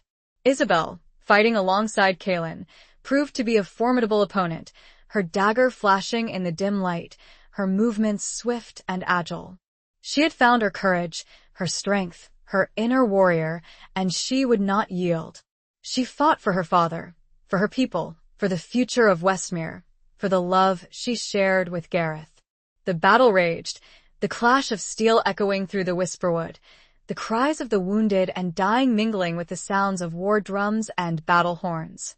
The forces of good and evil clashed, their destinies intertwined, their fates hanging in the balance. Finally, Gareth and Elmsworth faced each other, their swords locked in a deadly embrace. They were two sides of the same coin, two warriors who had once served the same king, but who had chosen different paths. One had chosen the path of honor, of justice, of loyalty to his conscience. The other had chosen the path of ambition, of treachery, of loyalty to his own twisted desires. "This ends now, Elmsworth," Gareth said, his voice low and dangerous, his eyes blazing with a cold fury. "It ends with your death, Gareth," Elmsworth snarled, his face contorted with hate. They fought, their swords a whirlwind of deadly motion, their skills evenly matched. But Gareth had something that Elmsworth did not, a righteous cause, a burning desire for justice, a love for Isabel that fueled his strength, his determination. He parried Elmsworth's attack, his sword deflecting the blow. He saw an opening, a weakness in Elmsworth's defense. He lunged, his sword piercing Elmsworth's armor, finding its mark. Elmsworth gasped, his eyes widening in shock and pain. He stumbled backward, his sword falling from his grasp. He looked at Gareth, his face a mask of disbelief, of defeat. You have defeated me, he whispered, his voice weak and raspy. Gareth stood over him, his sword raised, his face grim. He could end it now, kill Elmsworth, avenge the countless lives he had destroyed. But he hesitated. He looked at Isabel, her face streaked with soot and blood, her eyes filled with a mixture of relief and something else. Something that looked almost like mercy. He lowered his sword. I will not kill you, Elmsworth, he said. I will not become like you. I will not stoop to your level. He turned to the rebel leaders, who had gathered around, watching the scene unfold. He is yours, he said. Let justice be served. But let it be a true justice, not a vengeful one. The rebel leaders nodded, their faces solemn. They took Elmsworth into custody, his reign of terror finally over. The battle was won. The Shadowhands' plot had been foiled, their assassins defeated, their leader captured. The Whisperwood, once a place of fear and death, was now a place of hope, of renewal, of the beginning of a new era. Gareth turned to Isabel, his heart filled with a love that had survived the trials, the dangers, the darkness they had faced. He took her hand, his fingers interlacing with hers. It is over, he said, his voice filled with emotion. We have won. Isabel smiled, her eyes shining with tears of relief and joy. Yes, she whispered. We have won. Together. They embraced, their bodies clinging together, their hearts beating as one. They had faced the edge of destiny, and they had emerged victorious. They had fought for justice, for honor, for love, and they had triumphed. But their journey was not yet over. The kingdom was still in turmoil, the rebellion still raging. There was much work to be done, to rebuild, to heal, to create a new, just, and equitable society. Gareth, stripped of his title, his lands, his former life, had a choice to make. He could join the rebellion, fight for a new king, for a new order. Or he could choose a different path, a path of peace, of quiet contemplation, of rebuilding his life with Isabel. He looked at Isabel, his eyes searching hers. He saw in her eyes a reflection of his own desires, his own hopes for the future. He saw a love that was stronger than any title, any kingdom, any war. I am tired of fighting, Isabel, he said, his voice low and earnest. I am tired of bloodshed, of death, of betrayal. I want peace. I want a life with you. Isabel smiled, her heart overflowing with love. And you, Gareth, she whispered. I want the same. I want a life with you, a life of peace, of love, of happiness. They made their decision. They would leave the fighting to others, to those who sought power, who craved the throne. They would return to Westmere, to Isabel's ancestral lands, and they would rebuild. They would heal. They would create a new life together, a life founded on love, on honor, on justice. They had a kingdom to rebuild, a people to care for. And they had each other. Duty called in a very different way. Epilogue. The years that followed were a testament to their love, their resilience, and their unwavering commitment to building a better future. Gareth and Isabel returned to Westmere, not as conquering heroes, but as humble servants, dedicated to healing the wounds of war, to restoring the land, to fostering a community built on justice and compassion. The scars of the past remained, etched on their hearts and minds, but they did not let those scars define them. They used them as reminders, as lessons learned, as a source of strength and determination. Gareth, though no longer a knight in the traditional sense, became a leader in his own right, respected and admired by the people of Westmere. He used his skills, his wisdom, his experience to guide them, to protect them, to ensure their well-being. He was a shepherd, not a warrior, tending to his flock, nurturing their growth, fostering their prosperity. Isabel, no longer a fugitive, no longer a hunted outlaw, blossomed into a wise and compassionate leader, a true lady of Westmere. She used her intelligence, her empathy, her unwavering sense of justice to heal the divisions within her community, to empower the women, to educate the children, to create a society where all were valued, all were respected, all had the opportunity to thrive. They worked side by side, their love for each other a constant source of strength, a beacon of hope in a world that had been ravaged by war and tyranny. They built a home, a sanctuary, a place of peace and happiness, where laughter and love echoed through the halls, where children played freely, where the memories of the past were honored, but did not overshadow the promise of the future. Kaelin, ever loyal, remained by their side, serving as their trusted advisor, their protector, their friend. He found his own peace in Westmere, marrying a local woman, raising a family, becoming an integral part of the community. The kingdom, after years of turmoil and bloodshed, eventually found its own equilibrium.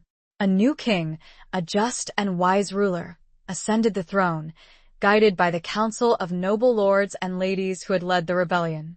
The Shadow Hand was eradicated, its members brought to justice, its insidious influence purged from the land. Peace returned to the realm, but it was a fragile peace, a hard-won peace, a peace that required constant vigilance, constant effort, constant commitment to the ideals of justice and compassion. Gareth and Isabel, though they had withdrawn from the larger political stage, remained vigilant. Their influence felt throughout the kingdom. They were a symbol of hope, of resilience, of the power of love to overcome adversity. They had children, sons and daughters who inherited their parents' courage, their compassion, their unwavering commitment to justice. They raised them to be strong, to be kind, to be leaders, to be the guardians of their community, of their kingdom. And as the years turned into decades and the seasons changed, Gareth and Isabel grew old together, their love for each other undiminished, their bond unbroken. They had faced the edge of destiny, and they had emerged victorious, not through conquest or violence, but through love, through loyalty, through their unwavering belief in a better future. They often walked, hand in hand, through the fields of Westmere, watching the sunset paint the sky in hues of gold and crimson, remembering the journey that had brought them together, the trials they had overcome, the love that had sustained them.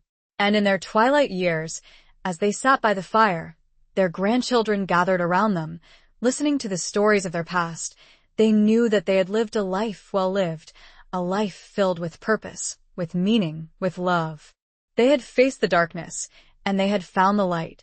They had found each other, and that was all that mattered. Their legacy was not of battles won, but a love that endured, a peace that flourished, and a home that welcomed all.